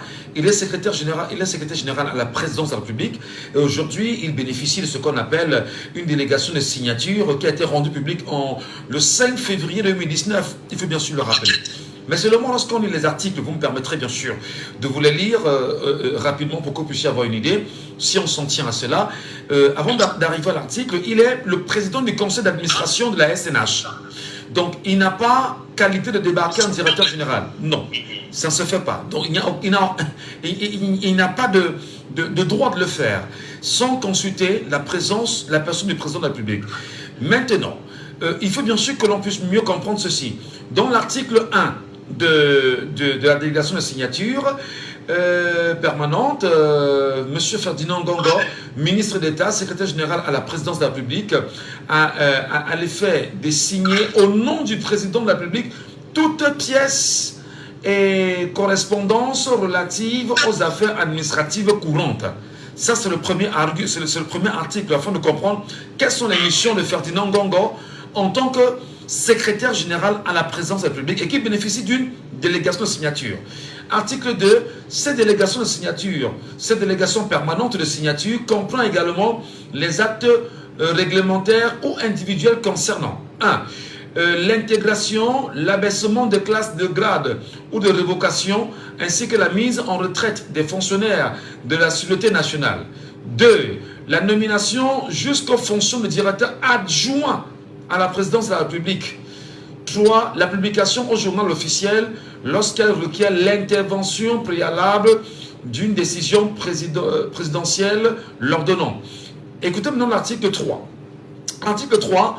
Dans le cadre de cette délégation permanente de signature, M. Ngongo Ferdinand discriminera, écoutez très bien, discriminera lui-même les affaires qu'il estime opportun de réserver à la signature du président de la République. Donc, il peut décider de dire que, bon, sur l'ensemble des dossiers qu'il a dans son secrétariat, il peut décider d'envoyer ce qu'il veut à Paul Biya pour qu'il puisse signer ou pas. Voilà. Donc, pour finir, article 4, le présent décret sera enregistré, publié, suivant la procédure d'urgence, puis inséré au journal officiel en français et en anglais. Alors, est-ce que vous avez entendu ici qu'il a le devoir de démettre un directeur général? Non. Merci beaucoup. Je ne vais pas me prononcer, mais j'ai compris ce que... J'ai compris beaucoup de choses. Merci déjà. Merci beaucoup Bertin. Bonne journée à vous là-bas à Maroua. Et salutations distinguées aux populations de Maroua qui nous écoutent ce matin. Est-ce que vous êtes avec nous en ligne sur la question du chômage camerounais? Non. Il est avec nous, un autre auditeur. Monsieur Yokabiso, bonjour. Bonjour mon frère. Bienvenue sur les antennes de Jambo FM, nous sommes à Douala. Je le rappelais à l'instant que selon la troisième enquête sur l'emploi et le secteur informel réalisée par l'Institut national de la statistique qui révèle que le Cameroun fait face à un taux de chômage de 3,3%, donc c'est-à-dire qu'au Cameroun, depuis 2023, on a 600 000 chômeurs. Quelle est votre lecture, monsieur Yokabiso? C'est faux parce que nous savons comment ça se passe. C'est-à-dire quand il dit 600... Allô? Oh là là, nous avons perdu les repères de monsieur Yokabiso. Vous êtes là, vous nous écoutez, monsieur Yokabiso? Oui, est-ce que vous nous entendez? Vous nous écoutez? Est-ce que vous êtes là? Allô, nous vous écoutons parfaitement. Oh, aïe, aïe, aïe, aïe, aïe. Il va peut-être falloir lui redonner une chance de s'entendre. Yokabiso, il est avec nous ou il n'est pas avec nous? Il n'est pas avec nous. Allô, bonjour. Je suis avec vous. D'accord, nous vous écoutons. Nous vous écoutons. Oui, monsieur Michel, je suis avec vous. Oui, je disais ceci. Nous sommes dans... Le chiffre qu'ils ont donné là, c'est un chiffre d'abord qui est très faux. D'abord, pour commencer à parler, ce chiffre est très faux. Parce que si on veut regarder dans tous les domaines d'activité au Cameroun, il y a au moins plus de 8 millions, 10 millions de jeunes, de travailleurs qui sont au chômage. C'est-à-dire que nous sommes là dans un pays où, dans l'Assemblée nationale, là-bas, on a dit la dernière fois que seulement le président de l'Assemblée nationale, M. Zibril, a mis 65 personnes de sa famille, belle famille, oncle, cousin, tantine, tante, il a mis à l'Assemblée nationale. Il a fait de ça sa maison, sa propriété. Et aujourd'hui, vous pensez que nous sommes combien de Camerounais dans le chômage au pays? C'est-à-dire que nous sommes plus de 8 millions. Et c'est ça, c'est la couverture. Nous sommes plus de 8 millions de Camerounais qui ne font rien, qui sont là une journée assis au bord de la route au Carrefour.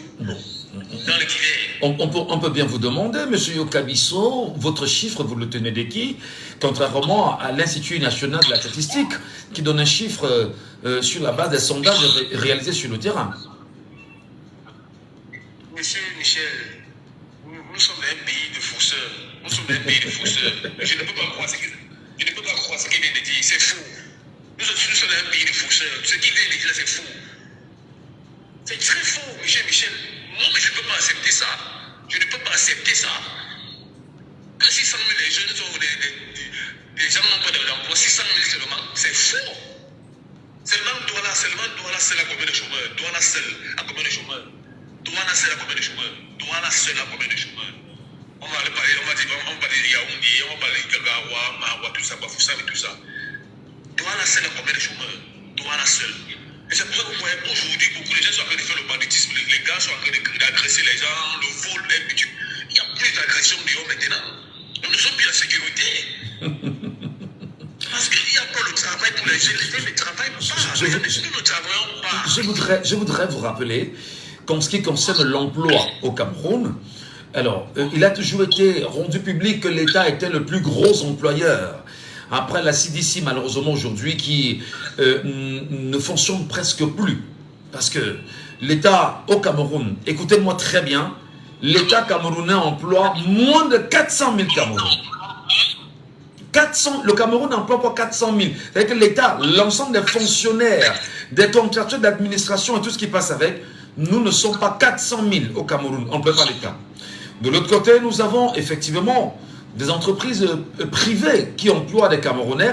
Jusqu'ici, on n'a peut-être pas les statistiques réelles pour pouvoir déterminer, on va dire, l'équilibre en matière de chômage au Cameroun.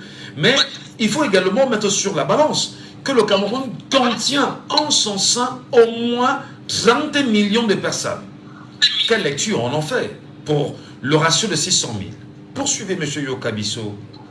En fait, c'est ça que je ne comprends pas, M. Michel. C'est ça que je ne comprenais pas parce que si l'État camerounais emploie plus de 400 000, c'est ce que vous venez de me dire, M. Michel. Moins de 400 000. Moins de 400 000. Moins de 400 000. Moins de 400 000. Ça, c'est lors des formations de recrutement militaire. On va tuer nos frères. Je parle le personnel civil et militaire du Cameroun. Ils ne sont pas 400 000. Voilà.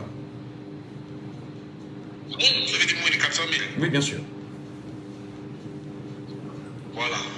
Et maintenant, le reste là, qu'est-ce qu'ils font, Michel? Monsieur Michel. Ben, il y en a qui sont dans les entreprises privées comme moi. Mais encore deux, non, Michel. C'est encore deux. Moi, je suis un travailleur, je suis à Bonanjo. Je suis à CTF. Monsieur Michel. Oui. Mais vous ne pouvez pas me dire que j'ai fait une démarche pour arriver où je suis là. C'est beaucoup de démarches. Combien de jeunes vont supporter la démarche là? Combien de jeunes vont dire, ok, voilà, je vais faire la démarche? C'est du courage. Ils sont combien, M. Michel? C'est ça le problème. Voilà. C'est pas que c'est dit, c'est pas que non. Moi, j'ai dit, je conteste le chiffre là. C'est le chiffre là, il faut. Moi, j'ai dit ça, M. Michel. Très bien. Je conteste le chiffre. Et c'est bien sûr votre liberté de contester ou de ne pas contester. Nous donnons la parole. Merci beaucoup, M. Yokabiso. Armel, il est vraiment très présent aujourd'hui. Le chiffre vous dérange, Armel? Le chiffre vous dérange? Oui, M. Michel. Bon, j'ai un peu de temps ce matin, donc je préfère participer à l'émission. Allons-y rapidement. Il y en a qui veulent réagir. Oui. Mais les chiffres, c'est lamentable, M. Michel, parce que là, 600 000 Camerounais au chômage, ça veut dire en moyenne 60 000 dans la province au Cameroun. Donc, quand on parle de chômage au Cameroun, 60 000 dans les 10 provinces, dans les 10 régions du Cameroun, c'est faux. On sait que le chiffre est déjà, cet institut de la statistique, excusez-moi, se trompe dans les chiffres. Déjà, nous avons besoin de connaître déjà le nombre de Camerounais qui existent sur le territoire camerounais. On ne connaît même pas les chiffres réels, on a toujours l'estimation. C'est pour ça que l'estimation doit également être biaisée quand on parle du coût de chômage. Mais là également, c'est que le chômage au Cameroun est gros problème. Et il y a plusieurs raisons à cela. On connaît les problèmes de la gouvernance, les problèmes de la corruption, avec tout ce qui va avec. Monsieur Michel, c'est pas facile d'avoir des investisseurs qui viennent dans un pays où la corruption, le taux de corruption est élevé. C'est pas facile pour un investisseur de venir au Cameroun quand il sait que s'il est prouvé en justice. Il peut perdre très facilement, il perd beaucoup d'argent parce que quelque part à côté, il y a la corruption, les magistrats sont corrompus, ça on le sait. Monsieur Michel, il y a également un autre facteur à prendre en compte, c'est le manque de soutien des PME au Cameroun. Alors, vous voulez investir, vous voulez créer l'emploi pour également donner l'emploi aux jeunes Camerounais. Mais M. Michel, le soutien des PME, c'est très difficile parce que là, on sait que ce sont les PME qui aident. Et également, avec les banques de développement, ce sont eux qui aident dans le financement. Mais quelle tracasserie il vous faudrait pour pouvoir obtenir un prêt, un crédit, un vrai crédit pour pouvoir financer votre entreprise? un très très gros problème. Il y a également le problème de la bureaucratie. Tous les centres et on connaît les procédures pour pouvoir obtenir tel document ou tel autre document. Ce qui fait en sorte que, M. Michel, ça devient très difficile de mettre en place une structure qui va embaucher les Camerounais. Et maintenant, quand on va dans l'informel, je ne sais pas si quand on parle de travail au Cameroun, on parle de nos benfiquineurs. C'est vrai, ils font un travail très important, mais je ne sais pas comment on les compte, je ne sais pas si on a pu identifier le nombre de benfiquineurs qui pilent dans les rues de Douala, ou alors nos colboxeurs et colboxeuses. Je ne sais pas si on les compte parmi les emplois, parmi les travailleurs. Un travail de celui également qui est protégé, qui est ouvert par la CNPS, qui fait une cotisation pour une pension retraite. Celui-ci, où sont-ils? Est-ce qu'on est dans un système qui permet d'identifier vraiment au Cameroun qui travaille et qui ne l'est pas? Regardez le secteur de l'agriculture, M. Michel, qui embauche plusieurs Camerounais. Je pense que c'est le secteur qui devrait au Maroc, qui embauche le plus grand nombre de Camerounais. M. Michel, est-ce que c'est un secteur qui est vraiment bien entretenu? Alors, en 3 minutes, parce que vous avez vraiment réagi sur ce sujet-là, je veux qu'on donne la parole à une dame, elle s'appelle Emilienne. Elle a peut-être aussi, Armel, des idées. Est-ce qu'Emilienne est avec nous ce matin pour nous rassurer qu'elle nous entend? Emilienne, bonjour, à vous et bienvenue. Bonjour, Michel Gachou. Bonjour à tous les auditeurs Jambo. Merci de me donner la parole. En 3 minutes. En 3 minutes, vraiment, parce que c'est la fin de l'émission. Qu'est-ce que vous en dites? 600 000 Camerounais sont en chômage, selon l'INS. Rapport de 2003, dont 3,3% de Camerounais sont des chômeurs. Quelle est votre lecture, Emilienne? Ma lecture est que déjà, c'est faux. Pourquoi? Parce que, par exemple, je suis en France. Pour savoir qu'il y a tel nombre d'employeurs, il faut que les employés ou les employeurs... Allô, Emilienne. Visiblement, nous avons perdu Emilienne. Hein? Je ne sais pas ce qui se passe, malheureusement. Emilienne, nous lui donnons encore la chance. Elle n'est pas avec nous, malheureusement. Qu'est-ce qui se passe avec le réseau? Est-ce le réseau? Qu'est-ce qui ne va pas? Merci de toutes les façons. Emilienne, si vous nous écoutez, c'est un peu difficile de vous avoir. Pourtant, on aurait bien souhaité vous donner à ceux qui croient en nous. Merci à tous.